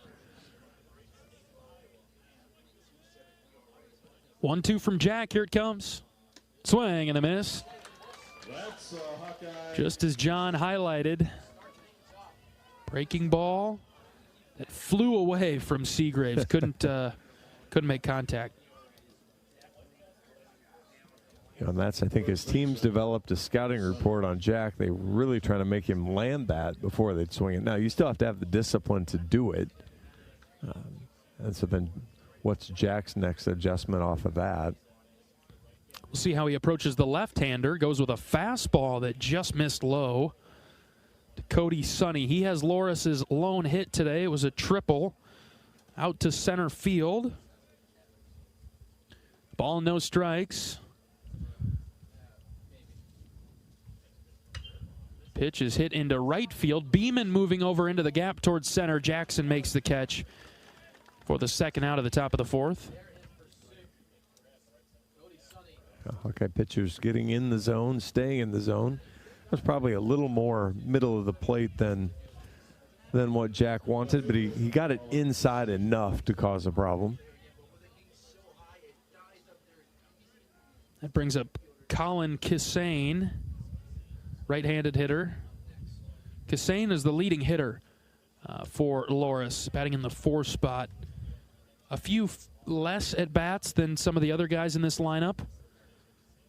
He's 6 of 12 on the season, even .500. Yeah, I mean, second most hits on the team with fewer at-bats than most. 1-0 from Whitlock. Wave and a miss. One-handed swing from Kissane.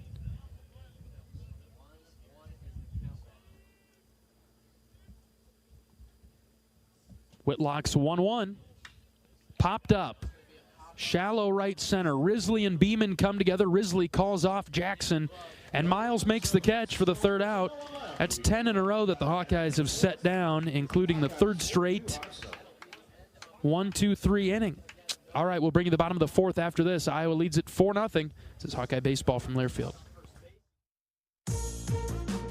I'm Nick Jackson. I play linebacker here at the University of Iowa. On the field, I stop the run, I make the tackle, I drop in coverage. 3rd down 11. Straight back to pass to Sullivan. He's running for his life. Down he goes. That's a loss of another 6. Nick Jackson. Off the field, I help my body's defense by choosing vaccines that are right for me. Ask your doctor or healthcare provider which vaccines are right for you. A message from Iowa HHS. The tradition, the rivalries. SiriusXM is your destination for all things college sports, and we've got you covered. On SiriusXM College Sports Radio, there's complete coverage of every major conference, including live games, plus 24/7 talk and analysis. So cheer along on the SiriusXM app and listen to your favorite team anywhere. And now you can get 3 months of SiriusXM free. Subscribe now. See offer details at SiriusXM.com/College Sports Radio 24. As a proud sponsor of the Iowa Hawkeyes, U.S. Cellular wants you to make the most of today by choosing game day traditions first and scrolling later. U.S. Cellular, built for us. Bottom of the fourth inning in Iowa City, 4-0 Iowa on top of Loras in an early midweek matchup. Shivers continues to pitch for the Dewhawks.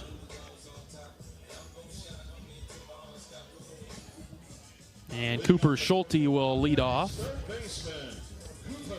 Schulte bounced out to the pitcher back in the first.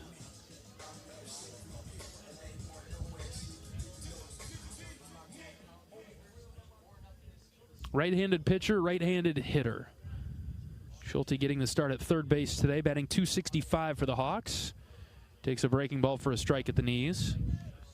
Shivers done a nice job landing pitches, and both his breaking ball and his fastball, and kept it down in the zone. They're giving him some run, too. Schulte gets a piece of it, knocks it foul. Well, quickly check, but I don't think the last inning was more than 5 or 6 pitches. Yeah, Iowa went down pretty quickly. A leadoff single from Risley was erased by a double play, and then a bunt attempt from Andy Nelson that the pitcher scooped up, got over there in time. 0-2 is high and out. Sorry, it was 9. Under 10. That's we'll give you that metric, John. Threw a few more in the second, but he's still cruising along right now, just sitting at 30 plus this at-bat. Shivers comes set. Here's the 1-2 to Schulte. That bounced in front of the plate. 2-2. Short. Mm-hmm.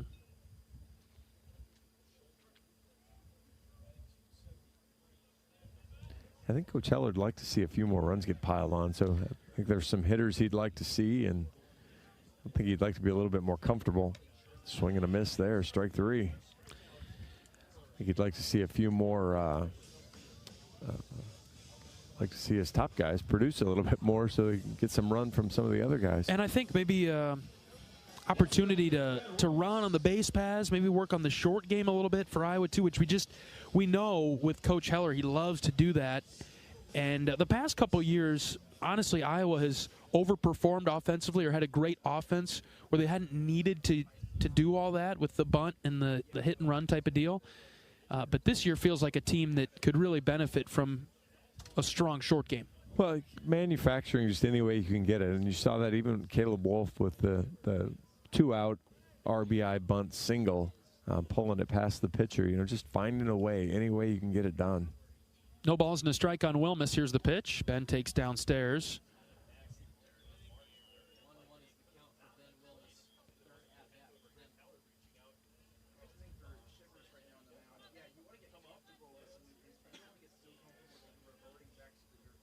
Wilmus 0 for 2 today, but he's driven a couple of pitches. 1-1 is low.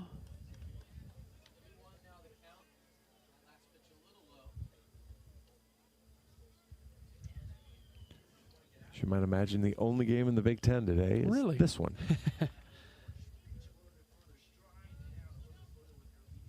The 2-1 to Ben. Popped it up. Shallow right center. Zeal underneath it, and the center fielder makes the catch, 2 away. The Hawks have flatlined a little bit here. It's a fastball up in the zone. You know, 85 when you're up there, it plays faster. Ben hit it reasonably well, but launched it pretty much straight up in the air because he just didn't get the barrel up to it. Here's Gable Mitchell. Third plate appearance of the evening. 1 for 1 with a walk. And when we got here at 3:30, the wind was whipping out pretty good. And felt like the wrestling facility might be in danger over there, but it's just a nice, calm night right now. A little cool, but 2-0 on Mitchell. The flags, only 2 flags are blowing today. The United States of America flag out in center. Just to the right of that, the state of Iowa flag. The flags of the conference teams, not up quite yet. Called strike to Gable. Did we add enough flagpoles to get all 17? I think we did. I was starting to briefly count, and good task for the break. I'll count the ones on the left of the batter's eye. You count the ones on the right, John. 3-1. Mitchell hasn't seen much to hit in this at bat.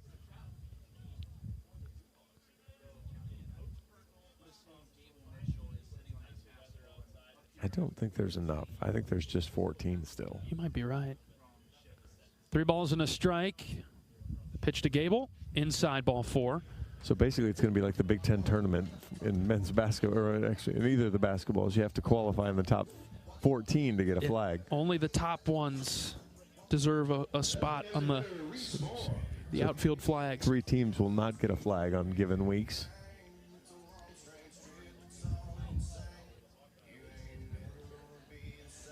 All right, 1 on for Reese. He's been on a couple times today as well. Shivers losing it just a touch. Hasn't been able to find the strike zone, missed away from Moore on the first pitch. Again, I wonder if maybe Gable runs here a little bit. Just try to start something for Iowa. You know, kickstart an offense moving.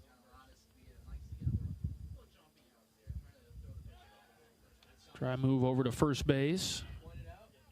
Loras may have been thinking the same as you, John. Gable sticks around first. Iowa with 4 runs in the first inning. Held off the scoreboard in the second and the third. Moore trying to update it in the fourth, but with 2 outs and 1 on.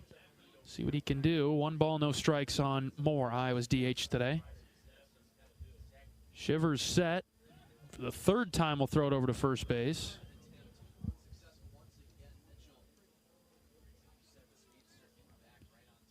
Maybe Coach Carl knows Coach Rick pretty well. Heard about that in pregame, and yeah, they might be onto something here. Reese chased a high pitch, pops it into shallow left. The shortstop having trouble with it, and he can't make the play. Moore hustling into second base, Mitchell to third. And you feel that Sandoval may have lost that in the overcast skies, maybe the lights, but he sort of just coasted to it, never got camped, and the ball did not find his glove. Just enough wind, and I mean, again, you look at the flags now, and they're pretty limp, but you know, just enough there. And funny spin on a high ball coming off the bat that way, and see if the Hawks can take advantage. Scored as a double for Reese. 2nd and 3rd with 2 outs for Caleb Wolf. He struck out his last time up. Changes fortune in this at bat. Pitch is low to Wolfie. Caleb takes the bottom of his baseball pants and pulls each leg all the way up to right below the kneecap, showing his black socks today. 1-0 pitch to Wolf. Inner portion of the zone, called a strike, 1-1. You a short pant guy or a long pant guy? When I played back and forth, but I think it's a good look for somebody like Wolfie. I'm not going to ask you to elaborate on that. I think first baseman, it works for some reason. You play the corners, I think you can do it. Pitch inside, ball 2. How about you, John? What are your thoughts? I like the look. It's, I guess, kind of that more traditional look. Throw him in a stirrup, and you really got to go. There we go. Yes. These are the plainest socks that Caleb has worn this year. Sometimes they have the striped socks for Iowa. He wore that one in the foot. Couldn't get out of the way. He was trying to. Hit by the pitch. Now the bases are loaded for Jackson Beeman. It's funny because Caleb has a little bit of a lean into everything, and that time when he kind of goes through his routine, you lean in a little bit, and then you just can't get out of the way when you've kind of already committed to moving forward like that. Right fielder Jackson Beeman. Good spot for Jackson. He's known for his power, batting .310 this season for the Hawks, slugging just under 800. He's perfect this year with the bases loaded. 2 outs. The first pitch to Jackson is a nice strike on the outer edge. A little 2-seam action that brought it back in enough to clip the edge of the zone. No balls and a strike. Still 85, so zipping it up there pretty good. Next pitch, grounded to third. Easy play for Gutierrez. He'll step on the bag, and that'll do it for Iowa in the 4th. We'll bring you the 5th after this. Hawks lead it 4-0. This is Iowa baseball from Learfield. What does it mean to be locally owned and operated? For Cenex, it means everything. It means that we know if you take your coffee to go or if you like to stay a while. It means we've helped Little Leagues get jerseys and local festivals get funding. It means we know what our communities need. So you'll always leave Cenex with a full tank, full of snacks, or full of smiles. Or all of the above. And that means the world to us. Cenex, powered locally.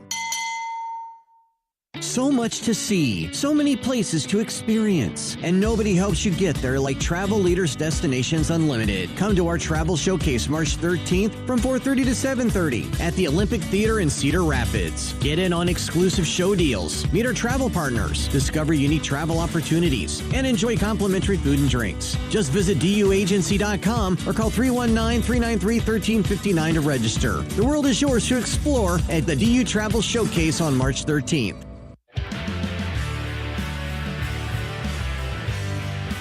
For a taste of unique flavors you'll love, stop by Molly's Cupcakes in downtown Iowa City for homemade cupcakes, cookies, cakes, bars, and coffee drinks. Molly's Cupcakes is a proud supporter of the Iowa Hawkeyes.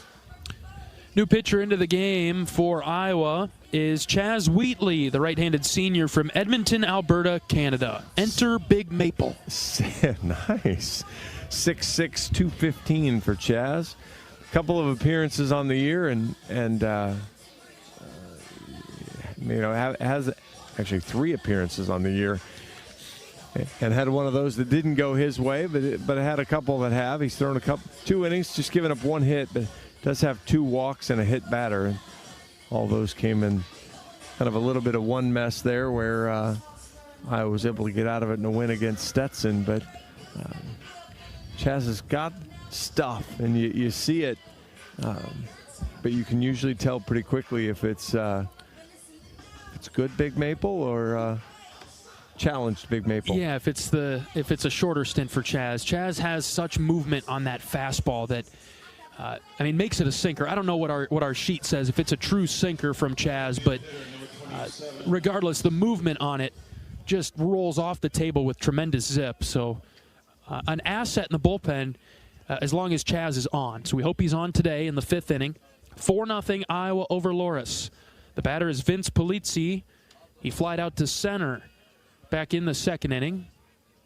Yeah, they actually have his fastball listed as a sinker, just because, again, it gets such good movement on it, which makes it somewhat challenging to control sometimes.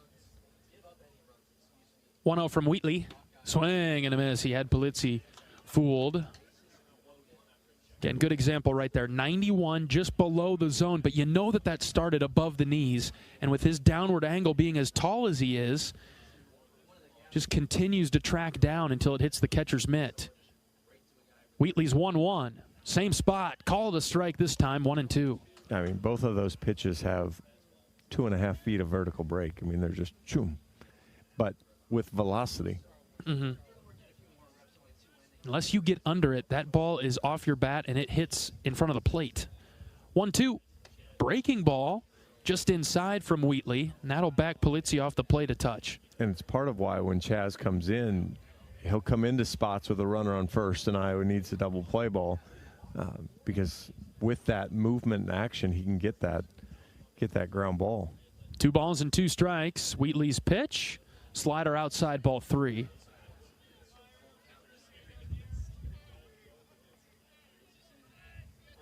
Wheatley will take the ball out of his glove and twist it between his hands. Now he comes set. Chaz is ready with the 3-2. Here it comes. Swing and a miss. He threw it by Polizzi, 1 away. 92, really well located again, away and right at the knees. Iowa hasn't had a ton of 3-ball counts today, so nice to see Chaz come back and win a 3-2 count. And with 1 away, here comes Justin Gutierrez, 3rd baseman for the Dewhawks. Made a play to end the 4th inning just a moment ago. Righty on righty matchup. The pitch from Chaz is outside.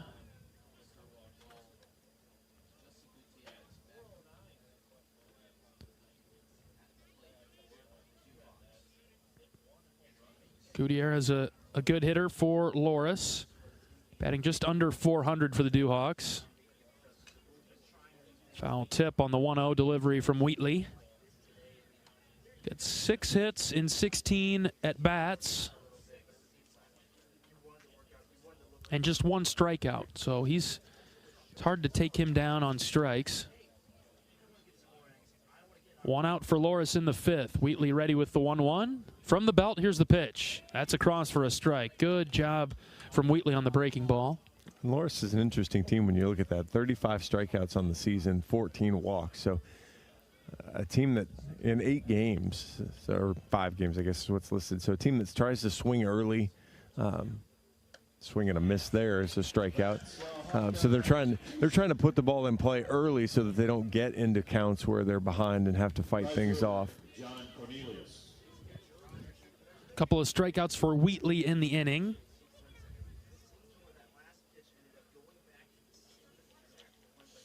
Yeah, that's the part where I was confused. Their overall record up there is listed as 5-3.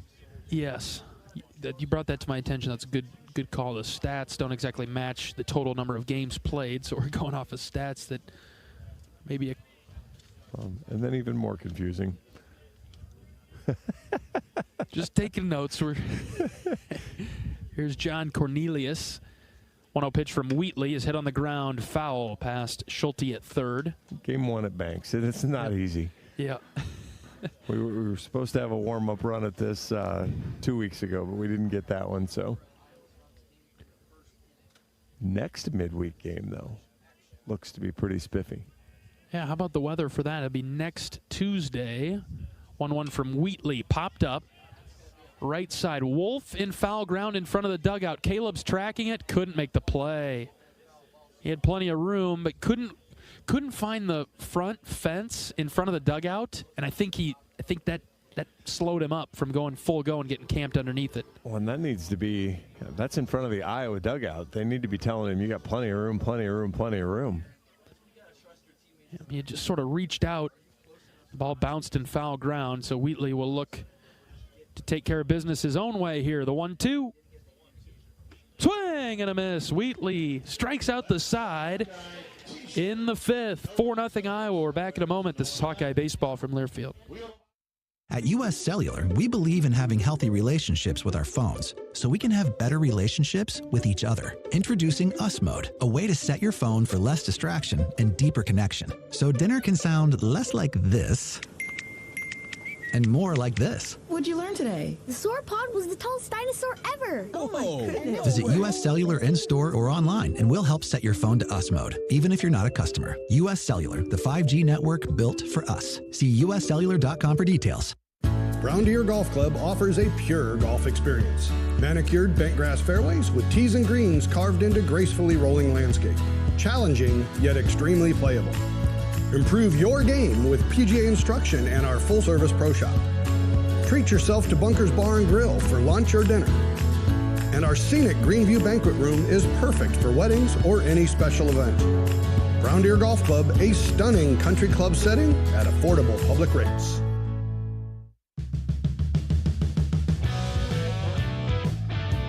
Hey, Hawkeye fans, a Luka Garza meet and greet in Minnesota, plus VIP game tickets to the Timberwolves versus the Phoenix Suns could be yours when you enter non-winning, feeling lucky scratch tickets into your Iowa Lottery VIP club account.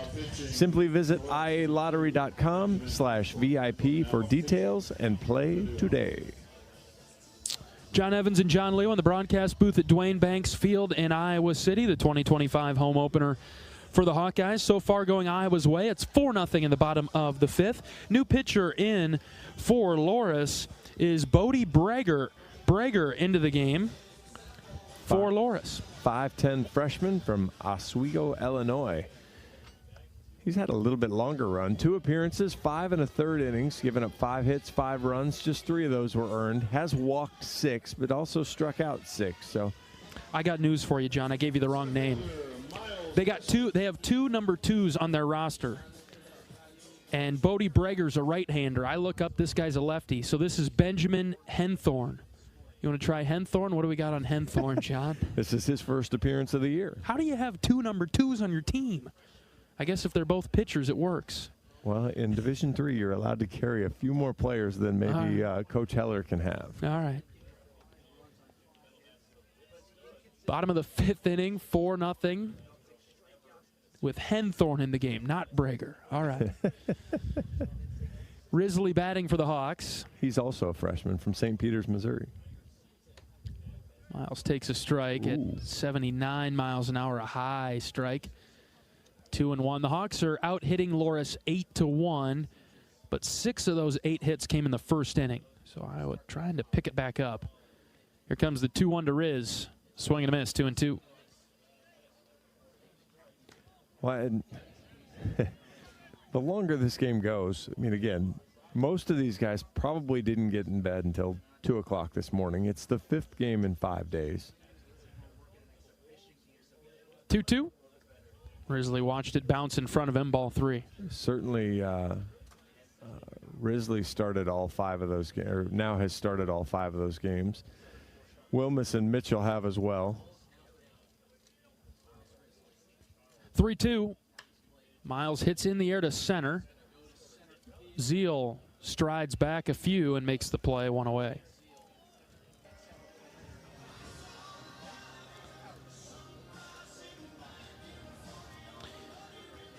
I know Coach Heller talked about the handful of pitchers he wanted to get into the game today, and I sense that when we talked to him pregame that he had a few position players that he also wanted to get into the game, but this group probably needs to produce a little bit more to feel comfortable with that at this stage of the game. Yeah, I mean, obviously in a perfect world, you make the move, and it's because you've had the lineup turned over 2 or 3 times already, and you're able to get some guys in, but misses outside. But somewhere in there, you'll probably just make the switch. And the nice part, again, we go through this every year with, gosh, why in the world did we ever schedule a D3 team? What are we doing? 2-0 to Rogers is hit high down the right field line. Right fielder's back in front of the track, battling the lights, and he made the catch. 2 down. It's 101 off the bat, but unfortunately a little too far straight up in the air.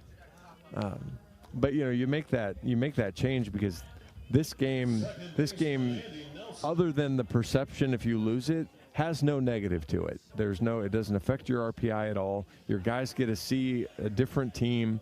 And again, when you start looking at the schedule, who's going to drive to Iowa City that's a Division I quality program? Right.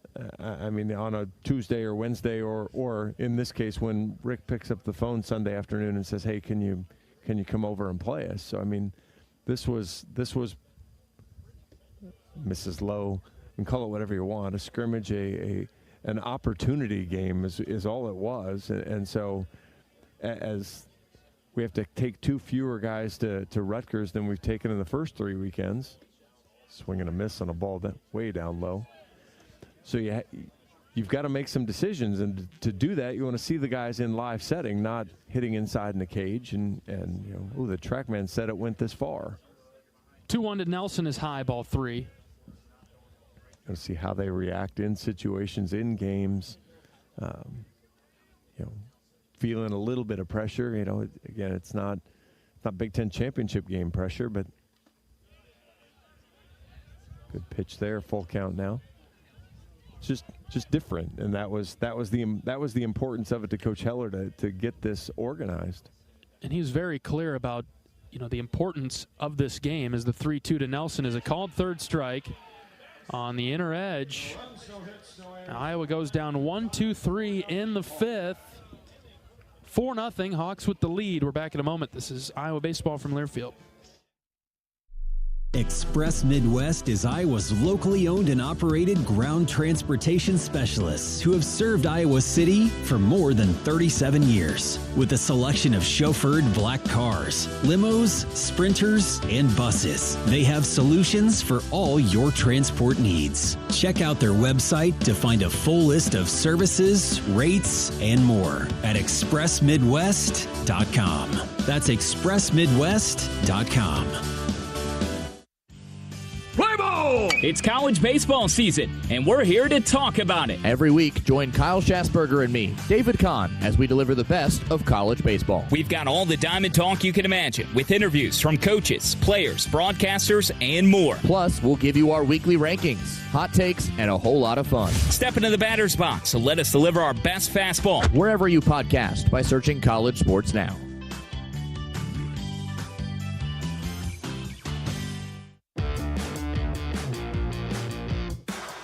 Oak Knoll's mission is to provide exceptional retirement living and health services through Life Care, a not-for-profit life plan community serving the Iowa City area for 58 years. Oak Knoll is conveniently located near the University of Iowa Healthcare Campus, Kinnick Stadium, Carver Hawkeye Arena, and downtown Iowa City. A proud sponsor of Hawkeye Athletics. Visit oakknoll.com to learn more.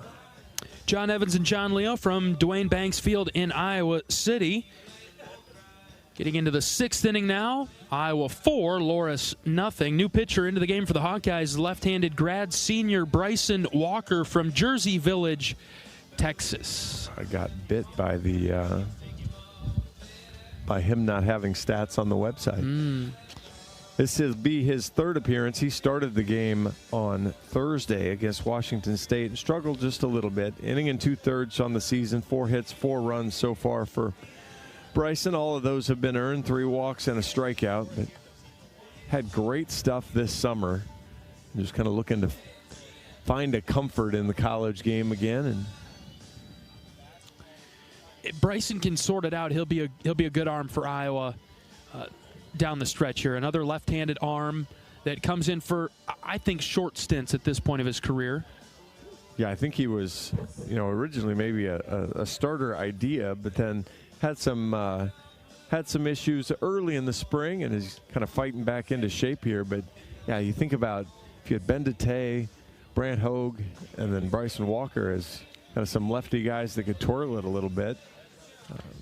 We'll see how Walker likes it up here. He spent his first year at Incarnate Word and then the last 3 years at Houston, including last year with Coach Kenny down there. He's a good old Texas boy, Bryson Walker.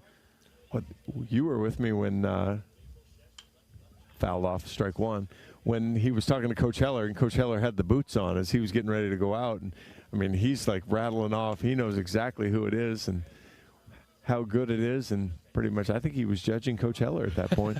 Positively judging him? Positively. That's risky there, Bryson. Because, of course, Coach Heller knew which ones he needed too.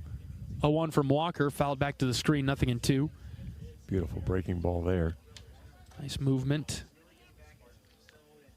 Despite a couple of the games down in Texas, we had a good time. It was a nice trip. Walker's 0-2 rather is low. It's now 1-2. We were only depressed for half an hour to an hour after a game or two. We have our coping mechanisms. Yeah. Got a nice tour of AT&T Stadium yesterday after Iowa's win. 1-2 is a called 3rd strike. Good pitch from Walker. High portion of the zone, and Bryson gets the call, 1 away. I am absolutely not a Hawkeye fan. Or a Hawkeye Whoa. Fan. Whoa. Flashing. Break. Kyle will have that on Twitter. Breaking. But no, a Cowboys fan, thank you. But what an amazing facility that is. Walker deals to Sandoval, ball 1. I'd like to thank Ryan for giving us a great tour. Ryan was up here as an intern and a student working in the event management program. She now works for the stadium, for the entire stadium. Uh-oh, this is hit very well to left. And it's a solo shot that puts Loras on the board. Sandoval clubbed it just to the left of the scoreboard, and it's 4-1. That's a golf swing. That ball is below the zone. I mean, that is shin high, and he hits it 98 off the bat and goes 404, and he threatened the wrestling facility. That got out in a hurry, too. But yeah, as you mentioned, John, to go down and get that, not a mistake by Bryson by any means, just a batter that expanded the zone to go down and get it. 4-1, just the second hit of the game for Loras. But they're on the board in the 6th. Now to the top of the order, this is Jake Zeal.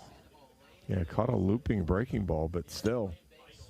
Another fly ball hit into left. Wilmus tracking over towards the line. Ben is there. And man, he makes the catch on the run for round number 2. Well, and that's a pitch that's up at the letters or the shoulders and just basically launched right up in the air. Maybe there is still enough wind blowing out there because that one got a long ways out there. Says 296 on TrackMan, but Ben was not very far from the wall. 2 down for Seagraves. Walker deals a strike. Bryson's looked much sharper in this outing than he did last time we saw him against Washington State. Yeah, I think the more he gets back on the mound, the more the game will slow down for him. 0-1 is a fastball just a touch in on the right-handed hitter.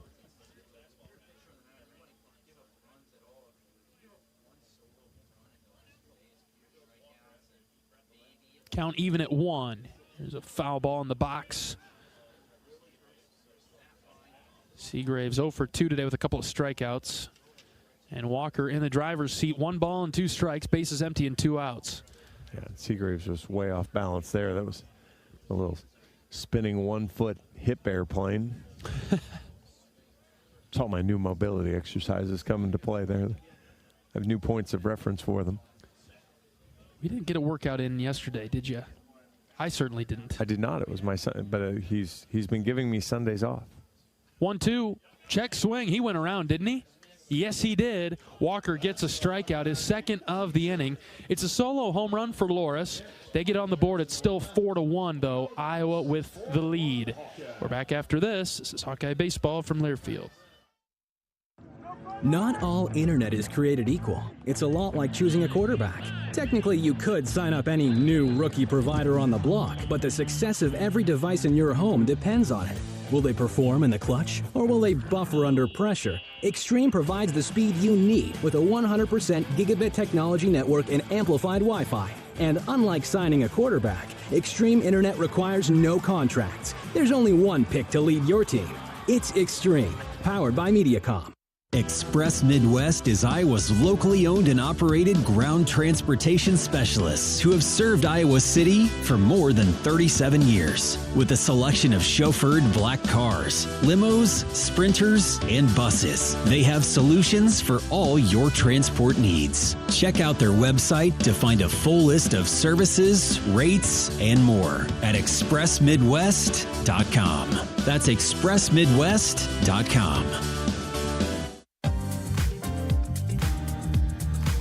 Hawkeye Baseball is brought to you by Brown Deer Golf Club in Coralville, featuring Bunkers Bar and Grill. Enjoy a great Bunkers menu with burgers, chicken, salads, and wraps, and Gimmy's Pizza and Wings, a new pop-up menu at Bunkers that's all about savory pizza and mouth-watering wings. To-go orders are welcome, as are you and your family at Brown Deer Golf in Coralville. Bottom of the 6th inning in Iowa City, 4-1, Iowa out in front. Schulte, Wilmus, and Mitchell come to the plate. They'll face a new Loras pitcher. This is Aiden O'Hara, right-handed sophomore,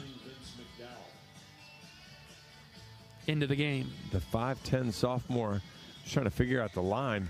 Thrown a third of an inning, no hits, 2 runs, 1 was earned, but he only has 1 batter faced listed, so I'm not sure how you give up 2 runs with 1 batter faced. And no other stats, no walk, no walk, no hit by pitch. You can't balk a guy on base. If that checks out, John. I don't know if that's how that works. I am puzzled. Schulte will not bat here. This will be Colin Coonrad. Coonrad was DH for Iowa yesterday.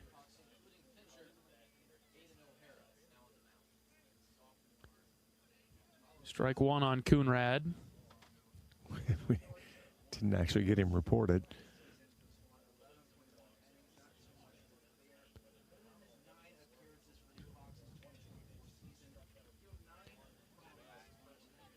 Vince McDowell is the new catcher for Loras, so changes here on the battery and the hitter for Iowa. Coonrad takes high and out. A ball and a strike. more velocity from O'Hara than the Hawks have seen. And the warm-up pitch is 87-mile-an-hour fastball, and that's a 77-mile-an-hour breaking ball. Swing and a miss by Coonrad, 1-2. 89.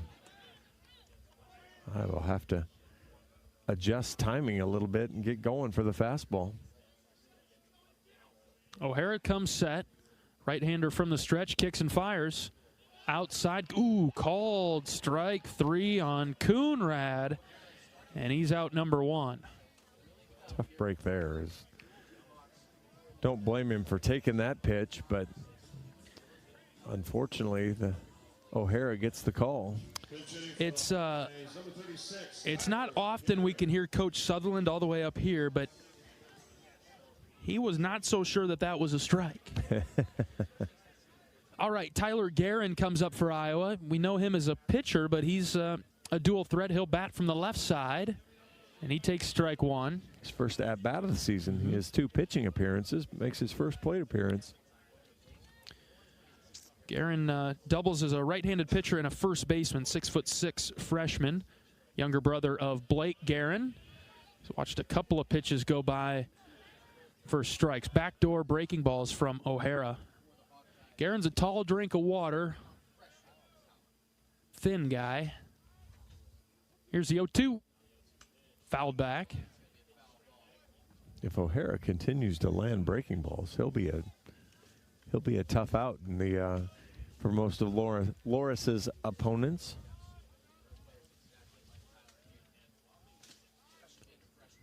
He's set with the 0-2. He kicks and delivers low. Low and short. Coach Sutherland comes out of the Iowa dugout. Uses a timeout here to talk with Guerin on a 1-2 count. Bottom 6, Iowa 4, Loras 1. And some of this too could be all right. Threw you 2 breaking balls. He's now throwing you 2 fastballs, and maybe it's Coach Sutherland helping him through the thought process here. O'Hara checking his sign.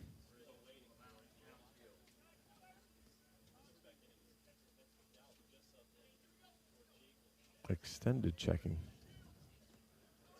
Now he's ready. Here's the 1-2. That's high. Went back to the off speed and missed upstairs. Which is not easy to do with Tyler.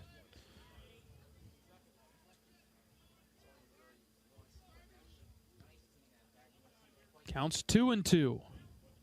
Pitch to Guerin. This is hit well to center field. Center fielder Zeal going back right in front of the wall. He made the catch. Guerin gave it a ride to straightaway center. Boy, nearly anywhere else, and he has a storybook opening to his at-bat career as that ball's 101 off the bat. Only gets 390 out of it, though, and needed 394 or so. Good-looking swing. That's that smooth left-handed swing. Here's Mitchell, fouled off. Is there a whole lot better than that tall left-handed swing? It's like the Cody Bellinger swing, right? Well, yeah, I'm older than you. I've got a. Okay, who you got? Well, you get Griffey, you get Will Clark. Okay. You get Connor McCaffrey. Okay, there we go. 0-1 to Mitchell. This is sliced into center field. That's down for a base hit. O'Hara is jumping around. He's not happy that he gave up a hit right there. Did you see that, John? Yeah, I did. I kind of like him as a competitor. Yeah, Holy cow. I love it. Gable's on for the 4th time today. Because again, I look at his stat line and I'm baffled by whatever happened.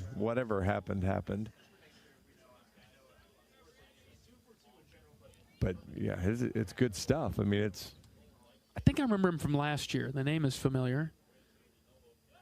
Pickoff move over to first base on a line, and Mitchell has to hustle back. He's a sophomore, so strong possibility of that.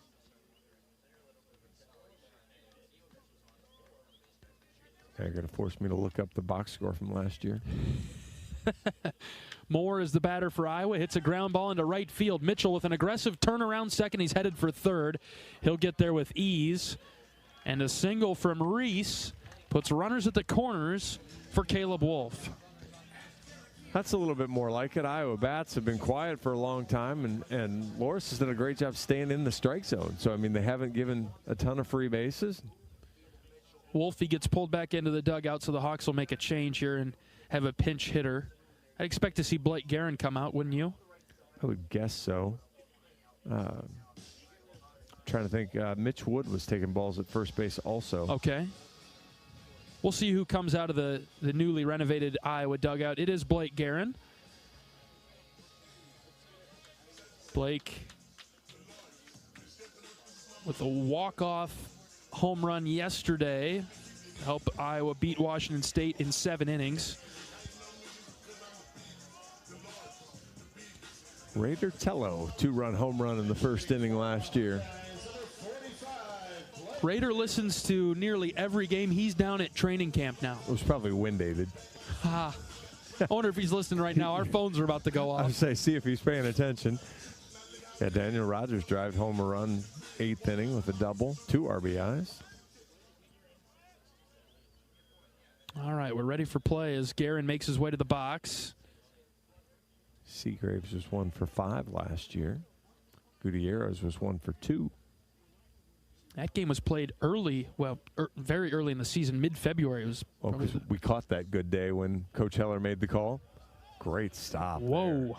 There. Outstanding play. Sandoval was 1 for 3. McDowell, the catcher, instead of using his backhand with a forehand grab on a pitch that was away and low from Guerin. Yeah, O'Hara last year was all over the place. So, I mean, it's a good bounce back for him so far. Much improved. Runners at the corners for Guerin. The 1-0 hit off the end of the bat in the air and down the right field line, foul.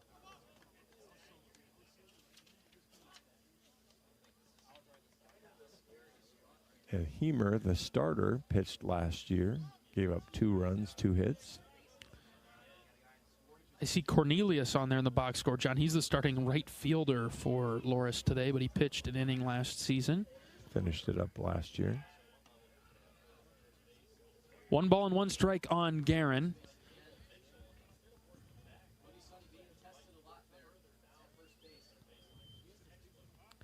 Two outs, bottom of the 6th. Iowa is up 4-1, 10 hits for the Hawks. 56 degrees at our 3:35 start time on February 20th. Wow. 1-1. Guerin just a little bit late, and he fouled it off down the line and right. Blake has hit 2 foul balls that have landed 6 rows up on the farthest end of the bleachers over to the right. Both of them. Is his fiance over there? He's trying to give her a souvenir? Somebody. He's trying to get the attention of somebody. Down in the count, 1 ball, 2 strikes with 2 outs. Got to watch that breaking ball low and out, Blake. O'Hara's ready. Here's the pitch. Runner takes off. Blake fouled off another pitch over to the right. 89-mile-an-hour fastball. So reared back and fired it. Yep, right on the outside portion of the plate. But yeah, I'm right there with you now. You've given him a couple fastballs. You haven't been able to quite get by him now. Throw something right in the same tunnel with a little hook on it and see if Blake can hold up. And Blake, with the right approach, would push it into right. Another 1-2 from O'Hara. In the air, right side again. Another foul ball. The fans scatter. It lands 4 rows up. Foul ball. He threw the breaking ball there. He just got more plate than he probably wanted. And more elevation. Throw it that high, that's basically the same line as the fastball. We talk about trying to change the hitter's eye line. If you're O'Hara here, you really need to either raise it up or get it down and out a little bit. Reese has been going on each of the last 2 pitches. We'll see if he goes this time. He had a false step to the right and then is forced to go back to first on the pickoff move from O'Hara.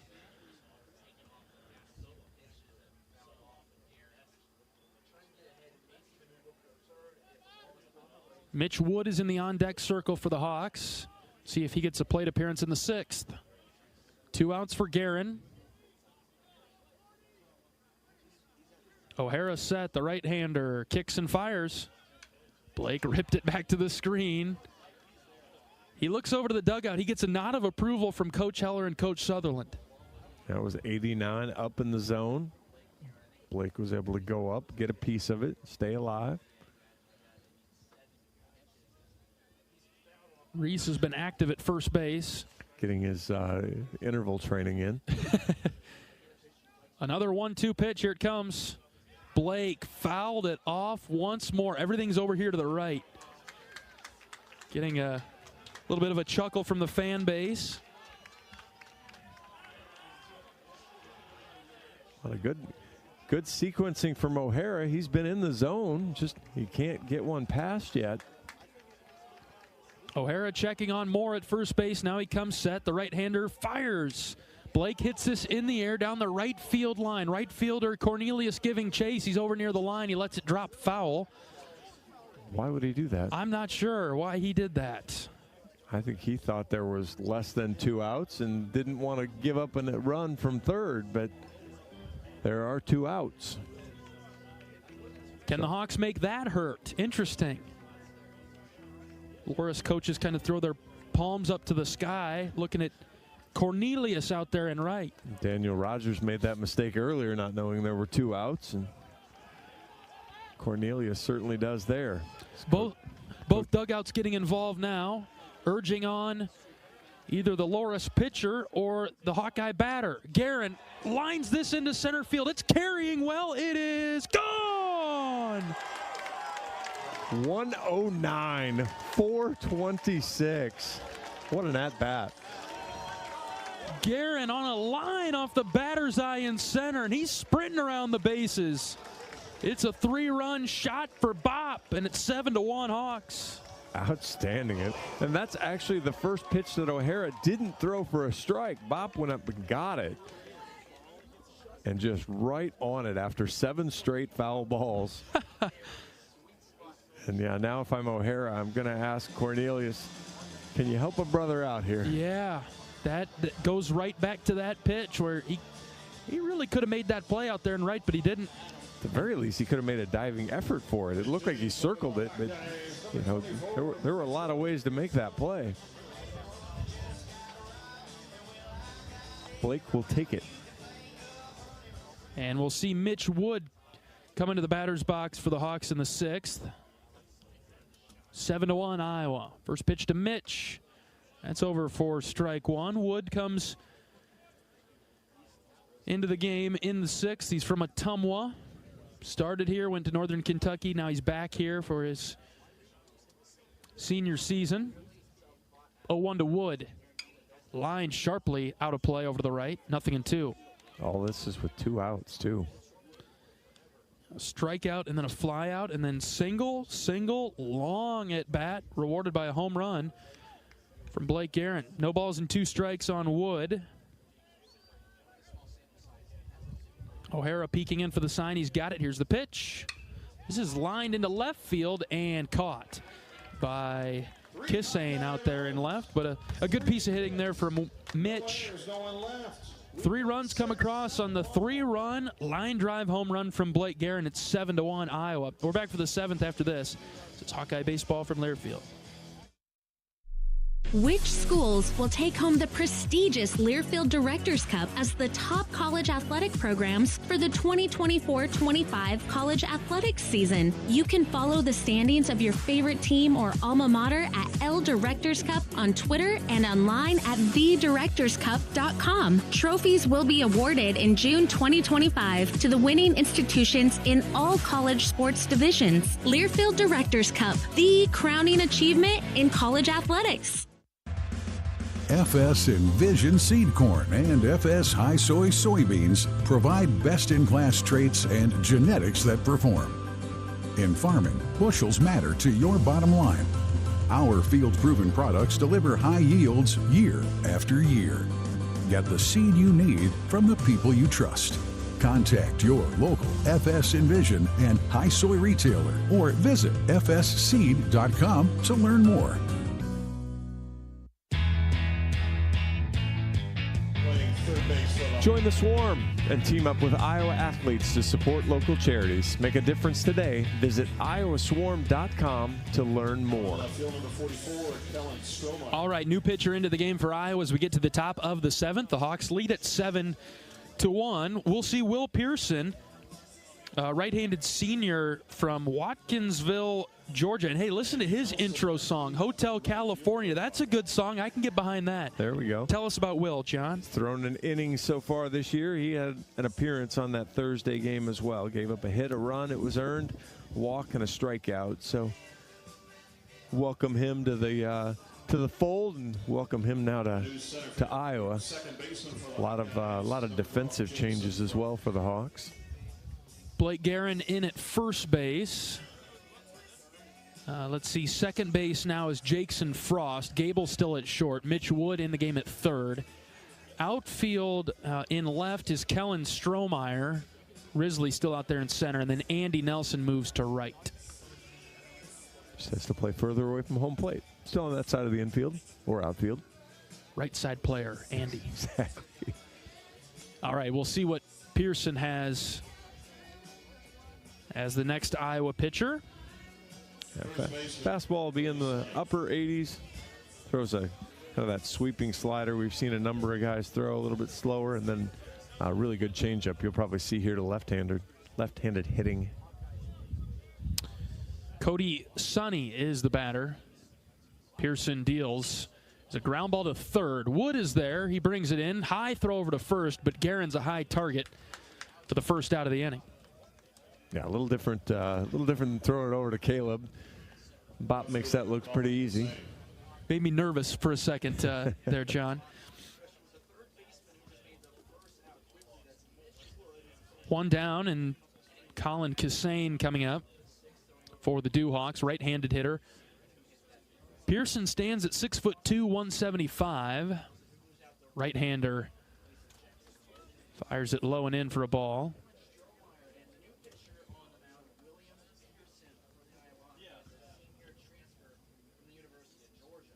Pearson's 1-0. Hit right back to him. It's off his glove, and it'll get through into center field. Hard chopper right back up the middle. Yeah, that's 103. So on one hand, I'm sure Will thinks he should have caught it, but on the other hand, it was smoked right up the middle.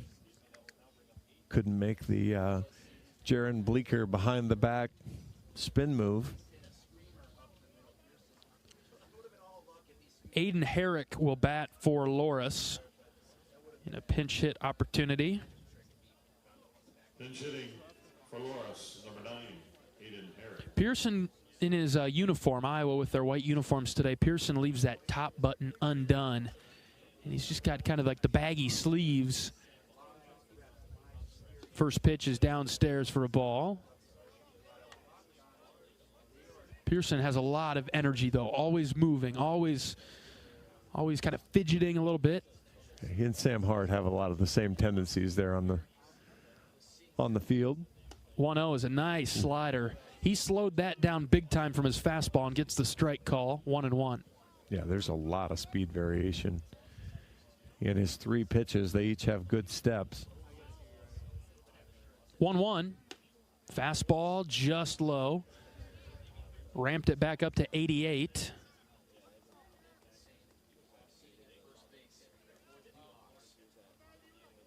Will's keeping it low. See if he can get a ground ball right to an infielder. 2-1. Too low. 3-1.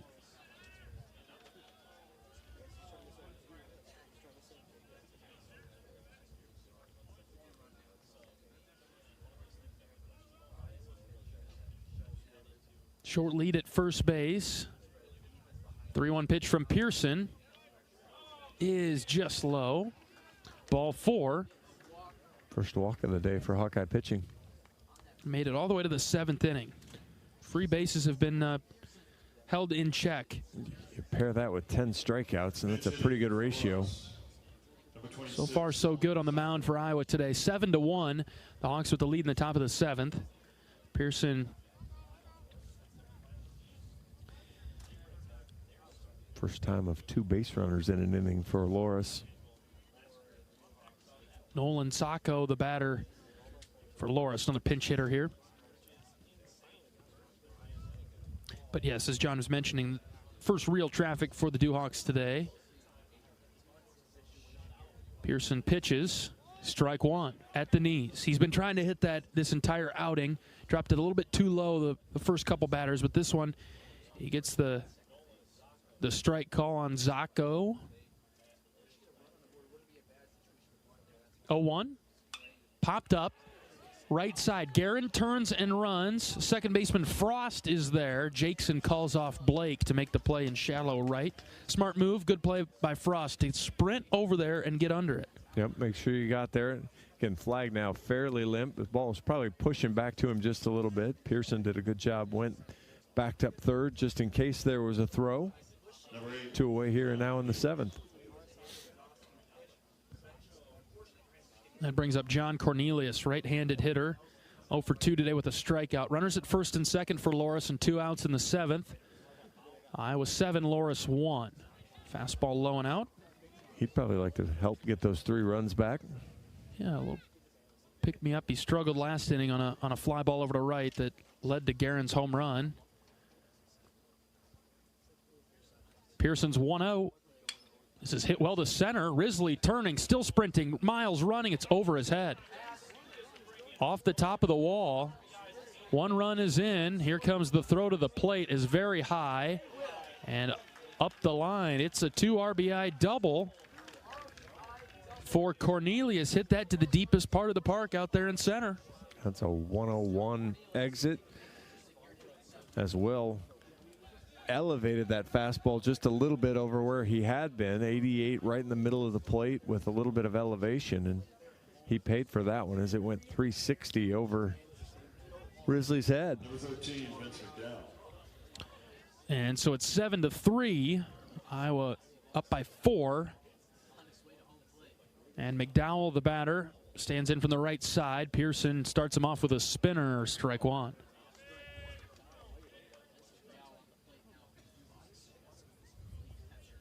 A little bit of the, kind of think Jack Whitlock. You've really got to locate when you leave that in the middle of the plate. Fouled off there toward the Hawkeye dugout. Hitters have a chance to see that. He's gone with a couple of breaking balls here, John. What do you think? Fastball now? Yeah, I wouldn't mind, and he's been in. I wouldn't mind even seeing the changeup away. No balls and 2 strikes. The pitch from Pearson. Foul tip into the glove. Rogers snags it, and so Pearson gets the strikeout. A couple of runs on a 2 RBI double from Cornelius. Iowa leads at 7-3. We'll stretch things out. We'll be back to the bottom of the 7th after this. This is Hawkeye Baseball from Learfield. Express Midwest is Iowa's locally owned and operated ground transportation specialists who have served Iowa City for more than 37 years. With a selection of chauffeured black cars, limos, sprinters, and buses, they have solutions for all your transport needs. Check out their website to find a full list of services, rates, and more at expressmidwest.com. That's expressmidwest.com.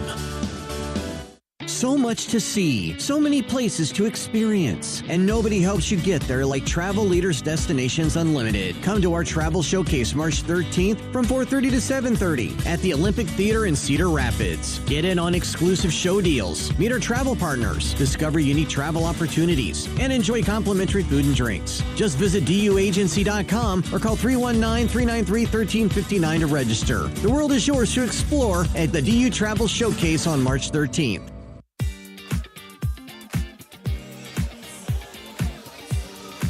For comprehensive coverage of college baseball, tune to SiriusXM Big Ten Radio Channel 372 in the car and on the all-new SiriusXM app. SiriusXM is the home of your favorite team and conference, including live games plus interviews and analysis. So cheer along with the SiriusXM app and listen to your favorite team anywhere. Get a free trial at SiriusXM.com/Big Ten Radio 2025. Let's pause 10 seconds for station identification. This is Iowa Hawkeye Baseball from Learfield.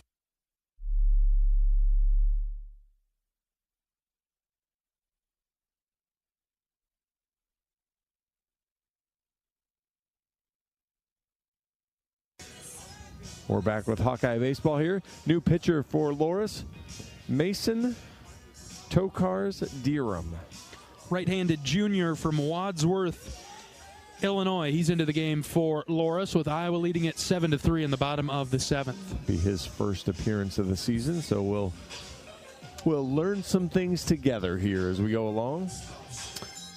We'll see a few more Iowa hitters, a few new Iowa hitters, as Connor Hennings makes his way to the right-handed batter's box. I see Max Burt in the on-deck circle.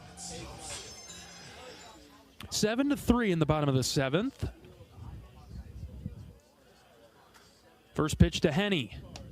It's across for a strike. Slow breaking ball. 71-mile-an-hour looper.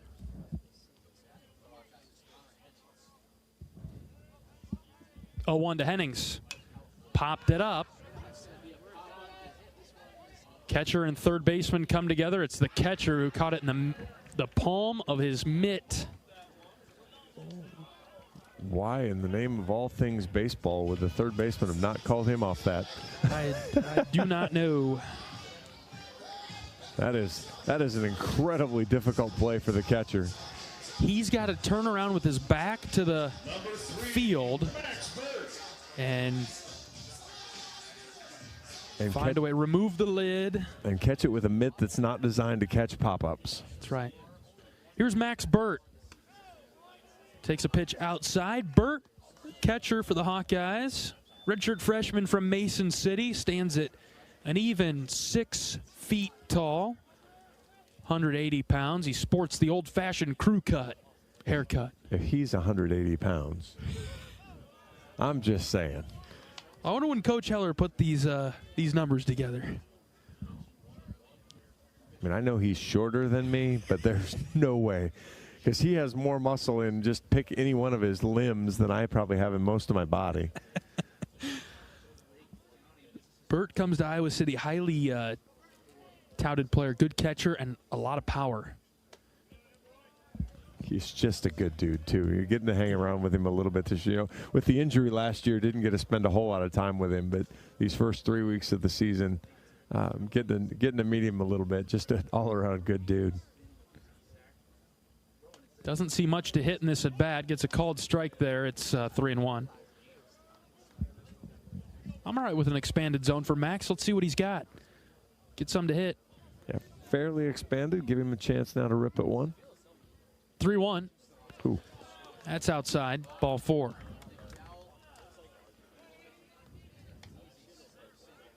I like the approach here. Let's get Andy on track. Get him as many at bats as possible. Yep, just keep seeing it. If you're Andy Nelson, we mentioned after he struck out looking, he still just seems to have a hard time with where that strike zone is. The ball that picked off the inside part of the plate that he thought was inside. Wild pitch. And so Burt is able to advance to second base. Now you give Andy a chance to drive in a run.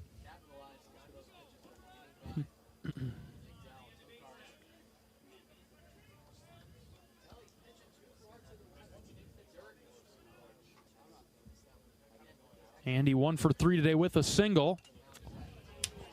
Boy, he saw that too. Yes, foul tipped it off.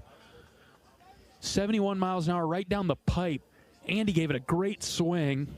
And that was the other thing that I heard, the coaches talk about, Coach Sutherland specifically, but it's not an insta take on a breaking ball that's up and elevated if you see it. 1-1. Nelson takes an inside strike, 1 and 2, and that's the part of the strike zone that Andy's just not seeing very well so far this season. The inner portion of the plate. No, because he ambushed those balls last year. He'd get the bat head out and around and rip it down the line and be able to keep it fair. Ball and 2 strikes on Nelson with 1 out. Burt's out there at second base. The pitch to Andy. Hit high to left, but not deep enough. Left fielder moves back. He makes the play for out number 2. Burt is tagging from second to third, and he'll get there. Heads up play by Max Burt. That gets a rousing ovation from the Iowa dugout. Yeah, because he wasn't going to tag it first, and then he went back to the bag when he realized the left fielder was off balance. Got a good head start. Shortstop didn't make a very good throw at a third either. Jackson Frost will get his first try. Frost has made a few starts for Iowa on the season. Batting .263, 5 of 19. Strikeout number's a little bit high with 9. Right-handed hitter. First pitch, he drives it foul over to the right.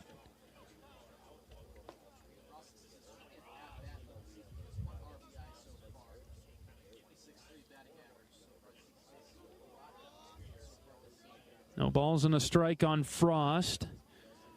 Redshirt freshman from Kellerton.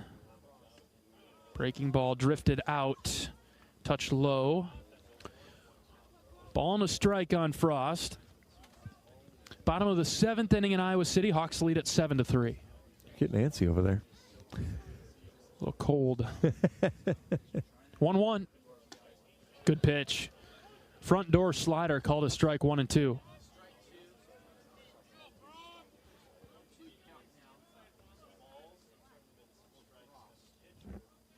Burt at third base. Could use a wild pitch or a Frost base hit. 1-2. Line drive up the middle. Diving play by the second baseman. It kicks off his glove into center field. Frost gets to first. Burt comes home. It's 8-3 Hawks. Good job there from Jackson. That pitch breaking away from him outside. Stayed with it. Didn't try to do a whole lot with it, but just poked it back up the middle. Kellen Strohmeyer will get his first at-bat now. Here comes Strohmeyer. See, I think on Stroh, the short pants and the high black socks. Yes. It's a good look on Stroh. I guess I don't really know why I come to that opinion for Wolfie and for Stroh. It just looks better on some than others. First pitch to Stroh's blooped into center field. Strohmeyer with a base hit. Frost rounds second, forces a throw to third, and then retreats to second base. 2-out single for Strohmeyer. That's his first of the season. Ben Swales will get an at-bat here now. That almost checks everybody off, doesn't it? I think we expect to see position player-wise today? Yeah, there's some guys in uniform that I don't know if they're eligible today or not. I don't know how expanded the roster can get on a day like today. But right. But yeah, I would think most of the regular guys that have been traveling. Swales in the batter's box. Redshirt sophomore from just across the way in Tiffin. First and second, 2 outs for Ben. Swings at the first pitch, sends it into left field. They're going to send Frost around third, and the throw is cut off. Frost scores, and it's an RBI single for Ben Swales, extending the Iowa lead. It's now 9-3. And all 3 of these hits have come with 2 outs, so nice job from Iowa hitters after a 1-out walk.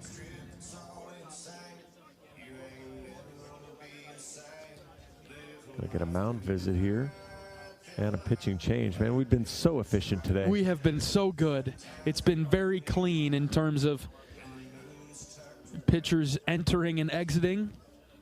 We've got a pitching change coming for Loras. We'll take a pitching change break. Bottom of the 7th, Iowa leads at 9-3. We'll be back after this pitching change break. This is Hawkeye Baseball from Learfield.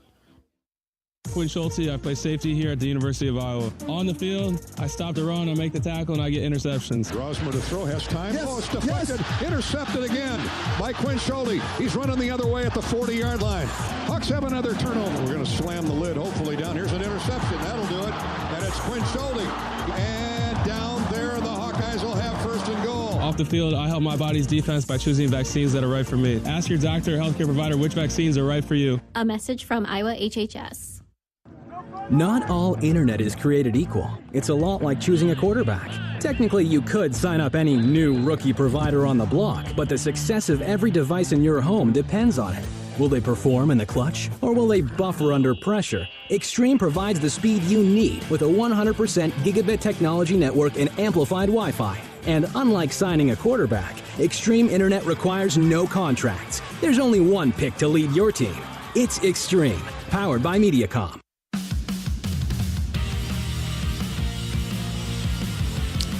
Iowa leads Loras 9-3 in the bottom of the 7th, and with 2 outs, they'll bring in a new pitcher, right-handed freshman from New Lenox, Illinois. This is Ben Shea. The 5'10 right-hander is making his second appearance of the season, 1 1/3 innings. He's given up a hit, a run. It was earned, a couple walks, a strikeout. Yeah, these stats are really wonky because opponent batting average says 0, but he's given up a hit. Can't be. I don't think you can get a negative hit anywhere to take that hit away. I think you're right. Ben's got an interesting delivery here. It's half sidearm, half short arm slot. So I don't really know how to. I got to think about how to describe it. Well, and that was, you mentioned he's listed as pitcher / infielder. Yeah, that's Sam Hart was a shortstop, and so you kind of think about maybe that's the transition. Maybe he's a second baseman, shortstop, getting it up there in the. Basically in the 70s, we'll call it 71 to 77, so whole range there. 9-3, Iowa leading Loras in the bottom of the 7th. Iowa has answered both times that Loras has scored, so that's been the good bonus there. And Reese Moore will be the batter. There's a hitter, Reese Moore.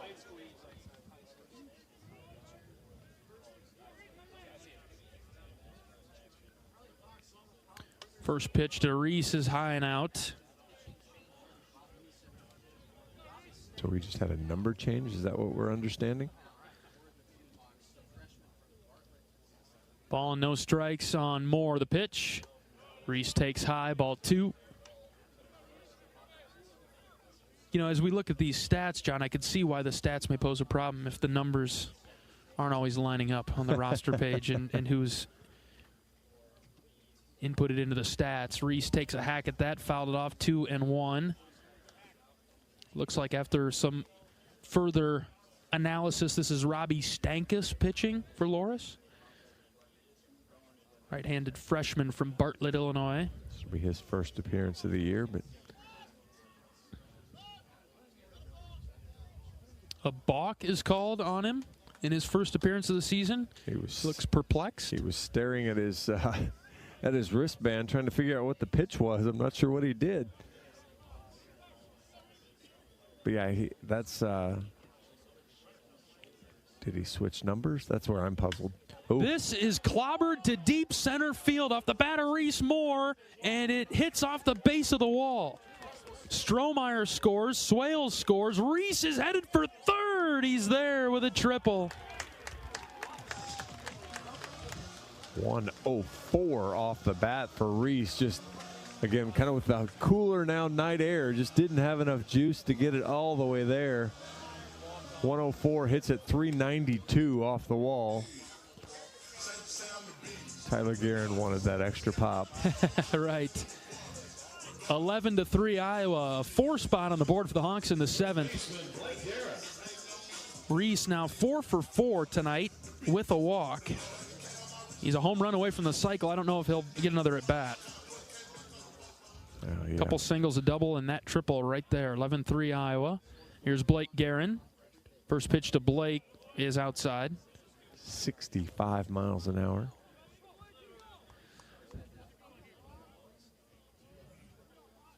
So yeah, I think we're just sharing uniforms at this point. This is puzzling. Yeah. Roster page doesn't quite line up. Maybe they're figuring things out.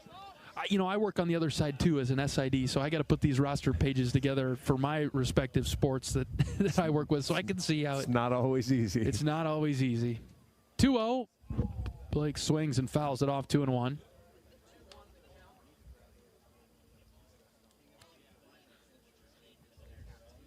Volleyball roster's smaller.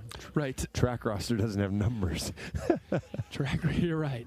Neither does swimming. So you've got it easy.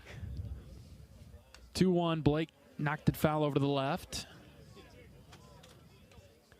Swimming and track more identifying when it comes to competitors, especially early in the season. You're trying to get to know everybody, all the new faces. Yeah. When you don't have a number attached, it can be kind of difficult. 2-2, Blake swings and chased a pitch that was outside. 4 Hawkeye runs, 4 hits. That'll do it for the 7th, but a nice inning for Iowa's offense. 4 runs come across. It's 11-3. Iowa leading Loras. We're back after this. This is Hawkeye Baseball from Learfield. Are aches, pains, or injuries keeping you on the sidelines? At Athletico, our movement experts are here to help you turn your setbacks into comebacks and create a personalized game plan for your recovery. With no prescription or referral needed, Athletico Physical Therapy is where your comeback story begins. Get started today by scheduling a free assessment at athletico.com. Proud partner of the Iowa Hawkeyes. Hi, this is Joe Mershman from Mershman Seeds. Substitutions cost you money. Why take their seconds when you can have our first choice? Here's Ben Pieper to tell you more about Mershman Power Core Enlist corn. We are way ahead of Big Seed on this one. This corn has 4 different post-herbicide tolerances, multiple modes of action for above-ground pests, and it is some of the highest-yielding corn genetics that are out on the market today. If you're one of the many that got substituted on your corn hybrid last spring, contact your local Mershman Seeds dealer today and ask them about Power Core Enlist corn. From Mershman Seeds, your friend in the field.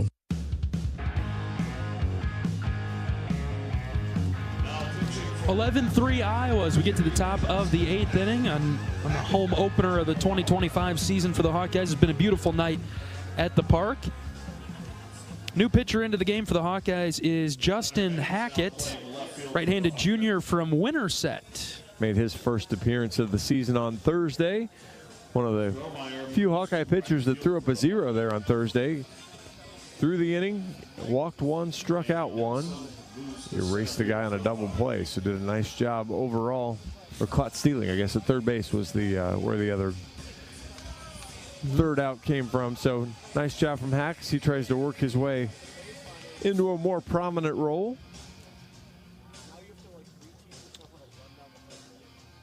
Bottom of the order, 9-1 and 2. We'll see if Loras makes any changes. It should be Sandoval, but they may have a pinch hitter coming to the plate here. I don't trust the number now either, so. Me neither. You burn me once, fine, I can deal with it. You burn me twice, I'm starting to ask questions, John.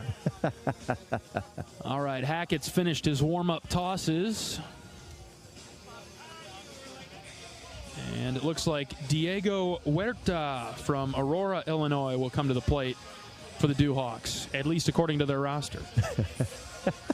Not a slight at all, just making sure that we don't go down as collateral, John. Well, right. I mean, that's the hard part is you spit out what you know, and all of a sudden it's like, hey, wait a second, that was my kid, and you missed the name. Right. Hackett deals right down the pipe, strike 1. It's bad enough to mispronounce a name, let alone to call a kid the complete wrong name. Totally wrong person. Hackett from the windup, the right-hander, is ready. Here's the 0-1. Ground ball, foul at third. Let's reset the defense for the Hawks. Mitch Woods over there at third. Jackson Frost has moved to short. Ben Swales at second base. Guerin at first. Burt is catching. Outfield, Hennings in left. Nelson in center. Strohmeyer in right. 0-2 from Hackett. Just outside. Good sharp fastball. Burt tried to bring it back in, but it was too far away. 1-2. 91 mile an hour. Maybe that's the other thing we should try in a midweek. See if Andy Nelson can play all 9 positions. He's giving that a good run for its money today. I don't know if we'd see Andy catch. That'd be the only one, right? Here's a pop-up. Right side. Guerin in foul ground. Tracking it. Blake makes the play. Almost popped out of his glove. But one down in the Loras 8th. Good fastball there, elevated from Hackett up and in. Fought it off and just kind of squirted it over to Guerin at first base. Top of the order with Zeal coming up. Looking for his first hit of the day. Zeal shows the bunt.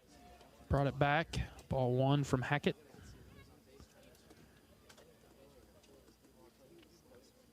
Hawkeyes are back in action 3 o'clock on Friday out at Rutgers.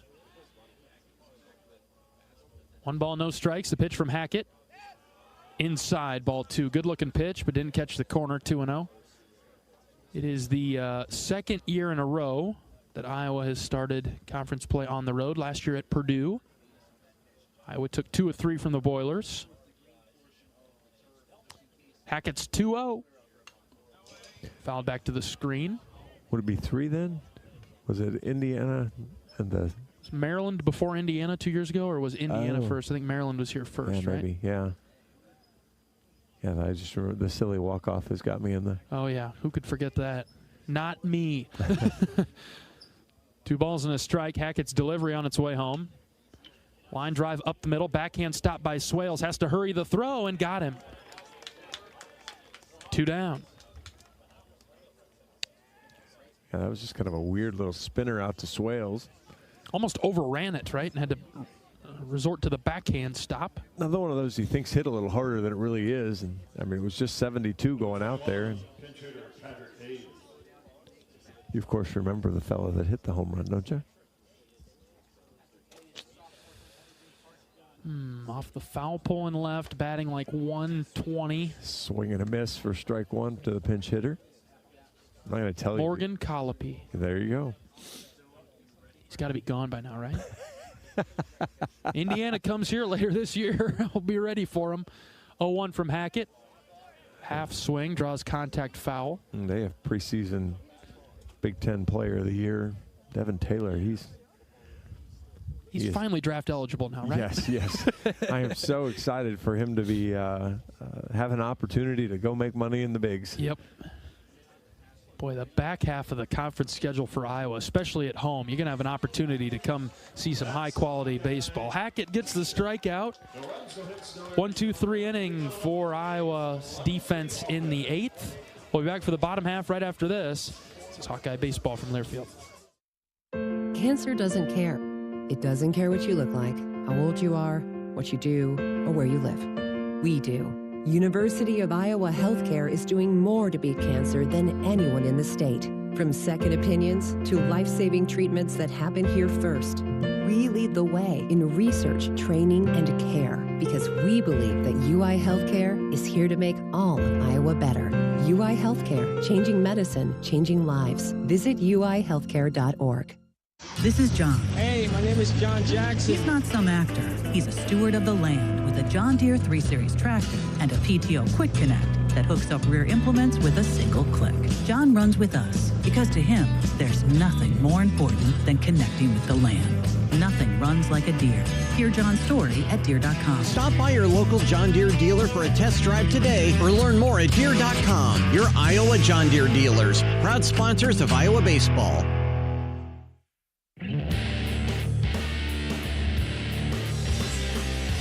Bottom of the 8th inning, Iowa 11, Loras 3. New pitcher into the game for the Dewhawks is right-handed Cam Couch, a freshman from Wheaton, Illinois.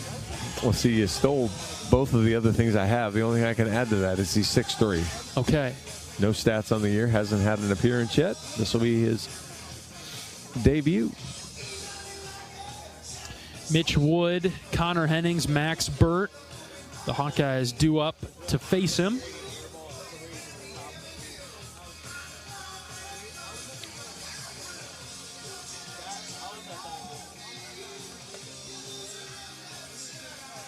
Getting it up there in the low 80s or so, upper 70s, depending on what the pitch is.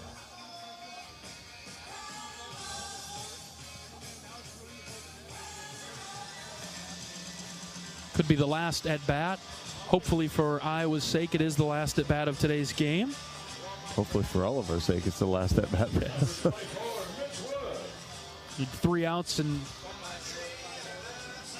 close out a good, solid performance for Iowa today. 15 hits.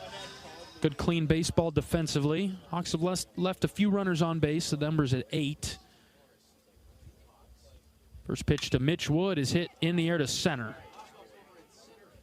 Right to Zeal, who's camped in the eye of the Tiger Hawk, and he's got it for the first out. Pre-game plan I heard was Anthony Watts will come in and close out the 9th inning. Sounds good to me, John. 1 out for Connor Hennings.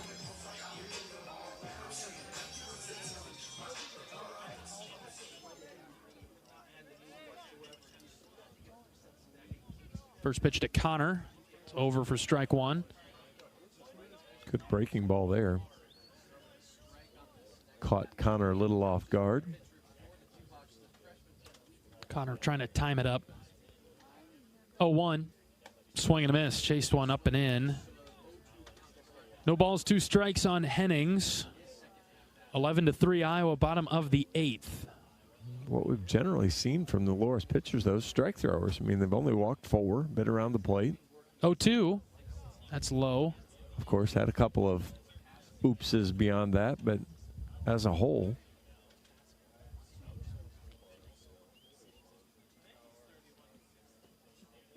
And he needs to get going, looking for that first hit of the year.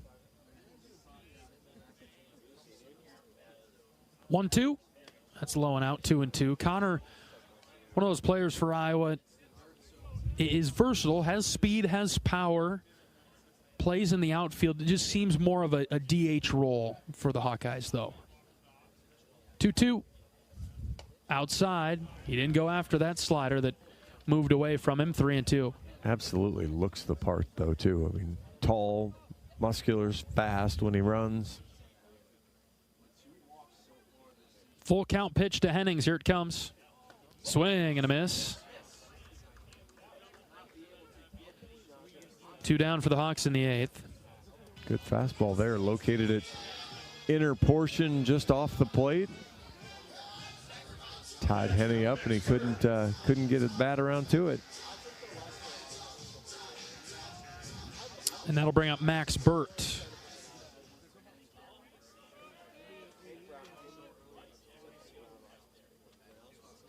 Burt, right-handed hitter. Doesn't have a chance to swing at that pitch. It's low and out. So Birdie walked and scored in his first career plate appearance. 1-0. Outside. Good discipline. 2 balls, no strikes on the Hawkeye catcher.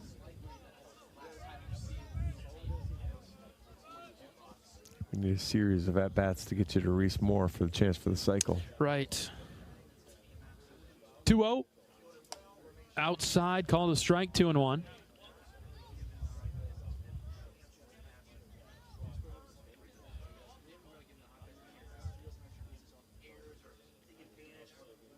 Couch, the tall righty, gets set. Here's the pitch. High strike, called 2-2. Ooh. That's all I'll say. Ooh. That's it. We got it all out of our system in Texas, John. Yeah, I probably got about 3 weeks worth. 2-2, high. Breaking ball, tried to drop it in the top of the zone. It stayed upstairs, though. Full count now on Burt. Iowa 10 for 17 with 2 outs, 12 of 20. Ooh, another strikeout, though. Yeah, Burt chased a high fastball. Nothing doing for Iowa in the 8th. 3 outs to go. Iowa leads it 11-3. We're back for the top of the 9th after this. This is Hawkeye Baseball from Learfield. Pioneer brand Z-Series soybeans are bred to defy expectations. So it's no surprise they're getting rave reviews. And that has more than farmers talking. In fact, a grain elevator wrote, "Sweet mother of pearl, trailer after trailer of Z-Series. It's never ending. We need a break." Safe to say, everyone is feeling the impact of Z-Series soybeans. Unleash your greatest harvest yet at pioneer.com/greatest yields. Hey Iowa, it's George Kittle, tight end for the San Francisco 49ers and proud former Hawkeye. Life can throw unexpected hits, much like catching a pass over the middle. If you're facing struggles with drug or alcohol use, or even mental health challenges, take a time out and call Your Life Iowa. Just like my teammates are there for me, the Your Life Iowa team is there for you. Get 24/7 free resources or find treatment options at yourlifeiowa.org. A message from Iowa HHS.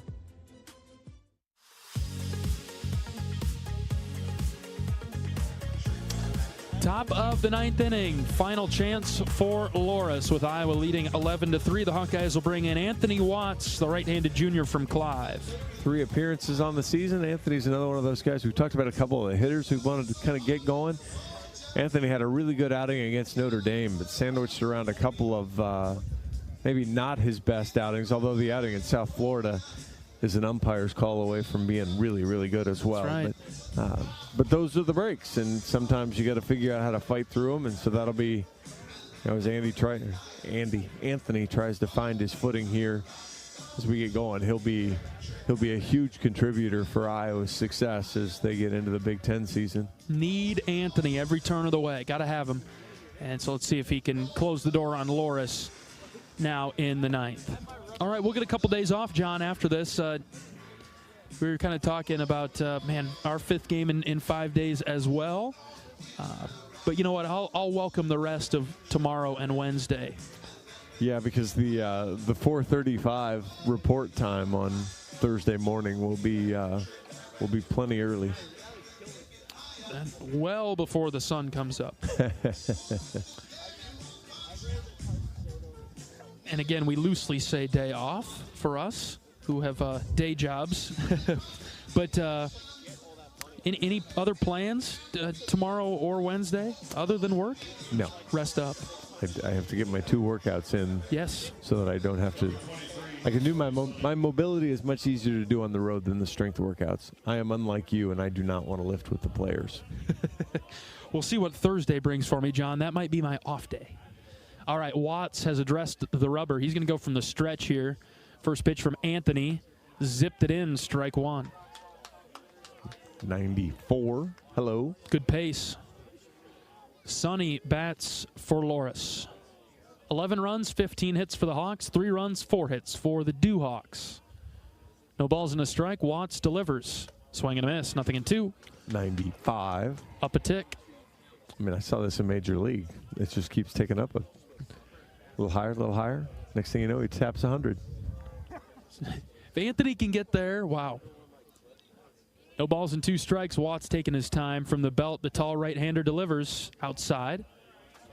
So you're telling me, we talked about Hoosiers a little bit. You're telling me Major League. There's a couple sports movies that a sports guy has just got to see. There's a broadcaster card you should lose for not knowing those. Yeah. 1-2 from Watts. Low, 2-2. See, the thing is, there are probably several movies, sports movies, that I haven't even heard of that you just haven't mentioned to me yet, so I couldn't tell you. Sometimes I chuckle along with you. I've got no clue what you're talking about. I get that a lot. Most people are laughing at me, though, rather than with me. Here's a ground ball to the right side, scooped up and thrown to first base. Guerin does a nice job recovering and getting back to the bag after he and Swales both went for it for a moment. That really was a good play from Blake because, as you go for it there to take some pressure off your pitcher of having to get over there, you hustle back and locate the bag, get your foot there, and get the out. 1 down in the 9th. Colin Cassane comes up for Loras. Yeah, I mean, it's not like I'm spouting subtitled French movies to you. I'm giving you sports movies. First pitch from Watts to Cassane is low and out, ball 1. Not even busting you up about the Avengers or Batman or anything. And see, that's the thing. I don't discriminate against movies. I don't watch any of them. Not sports, nothing. 1-0 from Watts. Low and out, ball 2. Oh. And you know what? You're not the only person that gives me heat for this. I get this from a lot of people, a lot of my friends. You and I have to shack up in Rutgers. Our TV is going to be on all the time on like TNT or FX. It's just going to be spitting out whatever movie's on there. Are we roommates again? Yeah, Sam's not going. So you graduate or demote to me. I'm not sure which. Swing and a miss there. 2-1. Every roommate's got their quirks. I think some are just better than others. There we go. Very good. Very good. Very true, John. 2-1. Waved at and missed. 2-2. As long as we don't have anybody trying to build a car wash like we did yesterday. Good gravy. That was the worst. 6 a.m. metal on metal. Teeth rattled in bed. 2-2 from Anthony. Ooh, inside it hit him. That had some ride to it. Up and in on Cassane.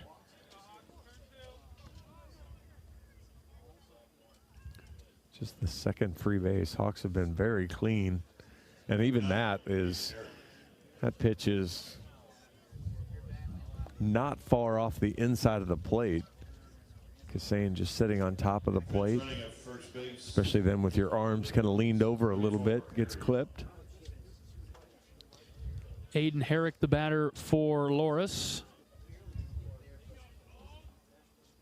Harry Young is running at first base. Watts delivers, strike one, outer edge, good start. We have a new Rutgers hotel too. Baseball and the times we were out there for volleyball, they were in a different spot. We'll get a test drive someplace new. 0-1 from Anthony, swing and a miss, nothing in 2. So I don't think we're going to get like our campus walk. I think we're going to be.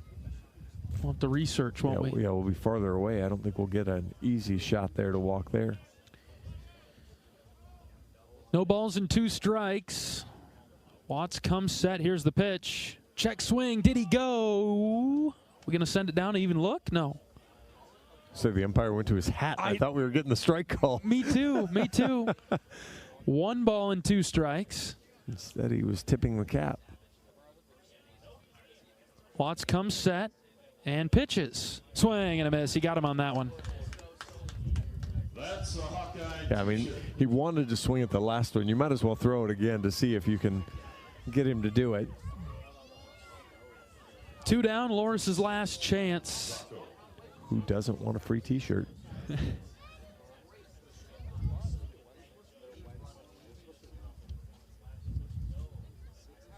First pitch from Watts is a called strike. Watts has really been throwing a lot of the sliders. He started with a ton of fastballs and now has worked to the off speed. Well, in an outing like this for Anthony, you're trying to work through some things. What do you want to do? What is your goal? And the hitter's almost secondary to it. No balls and a strike with 2 outs. The pitch from Anthony. Swing and a miss. And Loras is down to its final strike. Zacco in the box, right-handed hitter. Watts has the sign that he likes. He comes set, and he deals the 0-2. Swing and a miss. High heater, and that'll do it. Hawks win 11-3. Pretty nicely done. Did exactly what needed to get done today. Fairly clean on both sides of the ball for the Hawks. And now they can actually enjoy it. They will get the day off tomorrow. That's right. Iowa wins at 11-3, improving to 5-6 on the 2025 season. We'll be back after this with post-game coverage right after this. This is Hawkeye Baseball from Learfield. Our mission at Oak Knoll is to provide exceptional retirement living and health services through life care. I'm Steve Rowe, CEO. We are a not-for-profit life plan community and have served the Iowa City area for 58 years. Oak Knoll is located near the University of Iowa hospitals and clinics, Kinnick Stadium, Carver Hawkeye Arena, Hancher Auditorium, and downtown Iowa City. Visit our website at oakknoll.com to learn more. We are a proud sponsor of Hawkeye Athletics. Go Hawks! Something big is happening at Hy-Vee. We've just lowered thousands and thousands of prices on thousands and thousands of items in every aisle and in every department. Online, too. And on many of your favorite products. We've even matched prices with some of the biggest discount stores in the country. Because we get it, times are still tough. So we'll continue to work hard to bring you new lower prices on thousands of items. Things are looking different at Hy-Vee. Come see for yourself.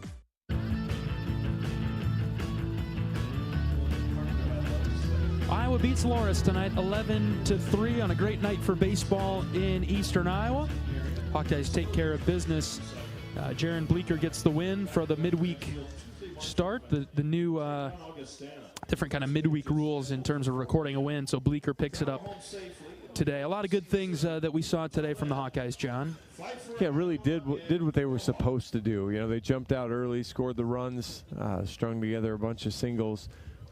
Coach Sutherland will probably have some things to chat about there with the 4-inning lull there where maybe they weren't getting some stuff done, but bounced back then and were able to put together crooked numbers in both the 7th and the 8th inning. to cruise along, and the pitching staff was really pretty good. Yeah, gave up a solo home run.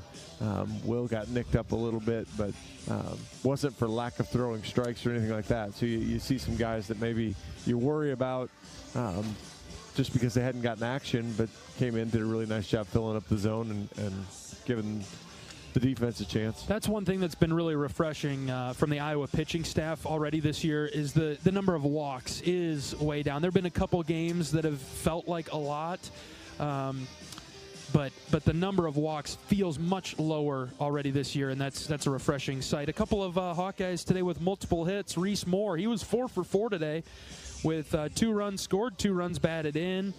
Gable Mitchell was 2 for 2, but plenty of Hawkeyes on the base paths today on their way to the 11-3 victory over Loras. And John, as you know, when it comes to these midweek games and a new pitcher coming in every inning, this is what Coach Heller was looking for. As 9 pitchers came in, they each threw an inning, and it was business as usual with only 3 pitchers giving up a hit. Yeah, 3 pitchers giving up a hit. You had 1 hit batter, and you had 1 walk. Will Pearson had the walk, and he was the only guy, unfortunately, that gave up 1 of each. But again, overall, that's really exactly what you're looking for from the staff. Good, clean outing there, and moved along nicely. All right, we'll take a break. When we come back, Associate Head Coach Marty Sutherland will join us on our post-game show from Banks. This is Hawkeye Baseball from Learfield. When the game goes into overtime, but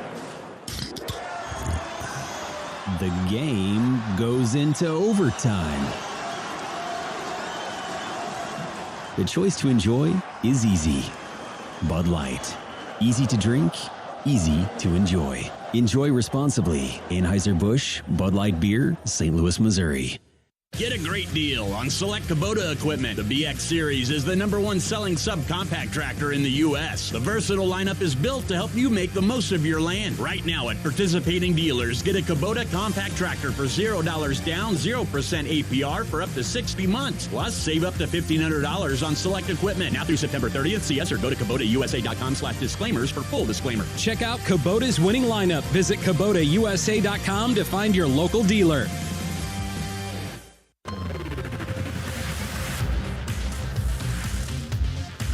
Iowa takes care of business tonight against Loras, defeating the Dewhawks 11-3. We're joined by Associate Head Coach Marty Sutherland. Coach, congrats on the win tonight. Thanks, John. All right, let's hear your thoughts, your breakdown of tonight's winner. Well, I think it went a lot, I guess, in the way that we were hoping, right? Get a bunch of guys in, get a bunch of guys on the mound. We were able to do that. You start on the mound. Anytime you have these midweek situations where you want to throw a bunch of guys, you're just hoping everybody give you a clean inning. And for the most part, we give up a solo homer. And then just the one inning, they had some stuff going. Outside of that, really clean. We walk one guy, we hit one guy. Those are the only 2 free bases we give up all night. So really great job on the mound of filling up the strike zone. 14 strikeouts to 1 walk. Obviously going to take that any day of the week. Offensively, got out to a banging start, right out of the gate. I thought it was really good. Found some holes, kind of a little bit like Washington State against us. We had some in-play luck and go our way, but good job getting off to a great start. And then I just thought those middle innings, second through the 5th, our bats just weren't as good. And who knows why? If it was just a little bit of the travel or all that stuff started weighting us down. But I didn't really like a lot of that part of the game, but certainly some things late, some big hits late, right? Blake's home run was huge. Wow. Wasn't at bat. Great at bat, and then comes through. I think we ended up with 9 2-out RBIs. 3 of them were there. Reese Moore, Gable, both have great nights. But those guys that came in, Ben Swales, Jason Frost, all have RBI singles. Stroh, comes in and gets a knock. So just really good to see Tyler Guerin, his first at bat as a Hawkeye, and he almost leaves the yard. Just a really good at bat there. So I thought the guys who came in really put good at bats together, and we were able to extend that lead obviously in the 6th and the 7th with the seven runs there. So a lot of good because we got a lot of guys in. Tested our mettle a little bit. We could, guys probably weren't in bed, before 1:15 or 1:30 last night to kind of answer the bell today. Says a lot about their character. So is that the main thing that you learned about the team tonight, Coach? Yeah, you have a tough team. Yeah, I think so. And just again, I think there's depth, right? Like, and it's hasn't been easy to make the lineup out, quite honestly, because we know there's quality guys, that really haven't had, a ton of chances to this point, and they just got to stay the course and be ready when they have an opportunity. And you saw that tonight with guys that didn't, get a ton of at-bats this past weekend, came in and put quality ones together, and that part you really like to see, and certainly, again, just, on the mound, guys just did a really nice job. A bunch of guys got out there, after maybe not as good outings this past weekend, got back out there before we have to run, head out to Rutgers, and should be feeling good about where they're at leaving the field tonight. Day off tomorrow for the guys, and then back at it for some practice on Wednesday. Yeah, and out to Rutgers. Yep, absolutely. We'll give them the day tomorrow, and Wednesday we'll have a really good day. And so far so good. It looks like weather will be okay out there, which will be good. We'll be able to practice a little bit when we get out there on Thursday, and then here we go, conference season, and obviously a really good program in Rutgers. They do an awesome job out there. We always enjoy playing those guys because they do things the right way, and their kids are tough, but they play it the right way. They coach it the right way. So it'll be a difficult series out there. It's not an easy place to play, but I like where we're at coming off of yesterday and today, and we just got to continue getting better. Back-to-back wins, Coach. Let's keep it rolling at Rutgers. Thanks, John. Associate head coach Marty Sutherland on our post-game show from Banks. We're back with highlights after this. The Hawks win at 11-3. This is Iowa baseball from Learfield. Play ball! It's college baseball season, and we're here to talk about it. Every week, join Kyle Schassberger and me, David Kahn, as we deliver the best of college baseball. We've got all the diamond talk you can imagine, with interviews from coaches, players, broadcasters, and more. Plus, we'll give you our weekly rankings, hot takes, and a whole lot of fun. Step into the batter's box and let us deliver our best fastball. Wherever you podcast by searching College Sports Now. Every day, you're out there, up before the sun, and pushing forward before the chaos of the day settles in. At Great Southern, we're right there with you because we understand the need for trusted support. Having a team that is seasoned, agile, ready, an award-winning team that knows their customers personally and is behind them at every step. There to assist you, inspire you, and echo your inner dialogue in those quiet moments. Keep going. Whether you're getting ready to meet the day or working on something big, we're your team. Great Southern Bank, understanding what really matters. Member FDIC. Iowa picks up the 11-3 win over Loras today behind efficient pitching and timely hitting. Let's relive some of tonight's highlights. Bleeker's 2-1. Is grounded right back to him. A behind-the-back stop by Bleeker. Underhand toss to first for the third out. How about that? First and second, one out. Wolf hits this into right center field. That's down for a base hit. Mitchell's around third. He's headed home. He'll score. Moore hustling to third. He slides in safely. 3 straight singles for Iowa, and the Hawks are on the board first in the first. 3-2. Rogers hits it on the ground to the right side. It's a backhand stop by the first baseman. He flips it to the pitcher who's late covering the bag. Rogers beats it out. Wolf scores. 3-0 Iowa. Popped up right side. This will be a tricky play. Right fielder Cornelius sprinting forward. He has no play. It bounces in front of him.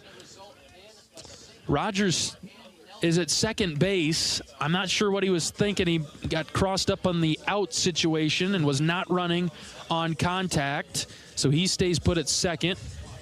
Nelson to first. Beeman scores. Another fly ball down the right field line. Same spot. Andy running over there again. And this time it's Caleb Wolf who reaches over his head in foul territory. He makes the grab. 3 up, 3 down. Good outing from Ben to take care of business his own way here. The 1-2. Swing and a miss. Wheatley strikes out the side. Either the Loras pitcher or the Hawkeye batter. Guerin lines this into center field. It's carrying well. It is gone.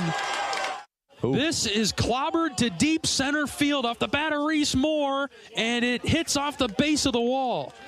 Strohmeyer scores. Swales scores. Reese is headed for third. He's there with a triple. Zacco in the box, right-handed hitter. Watts has the sign that he likes. He comes set, and he deals the 0-2. Swing and a miss.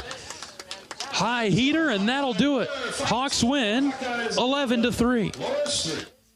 Strong showing from Iowa start to finish today, both on the pitcher's mound and in the batter's box. Iowa wins it 11-3 over Loras. We'll be back on the air on Friday, 3 p.m. first pitch against Rutgers out in Piscataway. Our pregame coverage begins at 2:30 Central Time. John and I will be out there with the team ready as we open up conference play. All right, that'll do it for our coverage of Iowa Hawkeye baseball this evening. Kale, great job down the line. Our board op tonight, Kale, excellent job.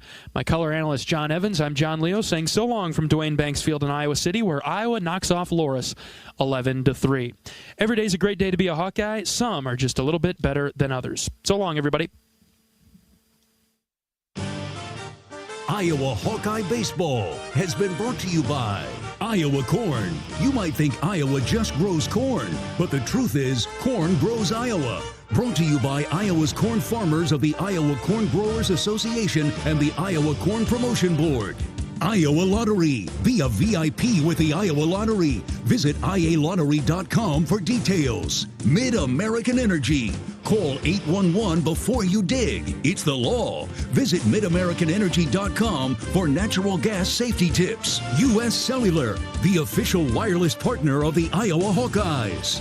U.S. Cellular, built for us. Also brought to you by Wellmark, here for every member, every moment. Learn more at wellmark.com. U.S. Bank, proud to sponsor the Iowa Hawkeyes. Equal housing lender, member FDIC.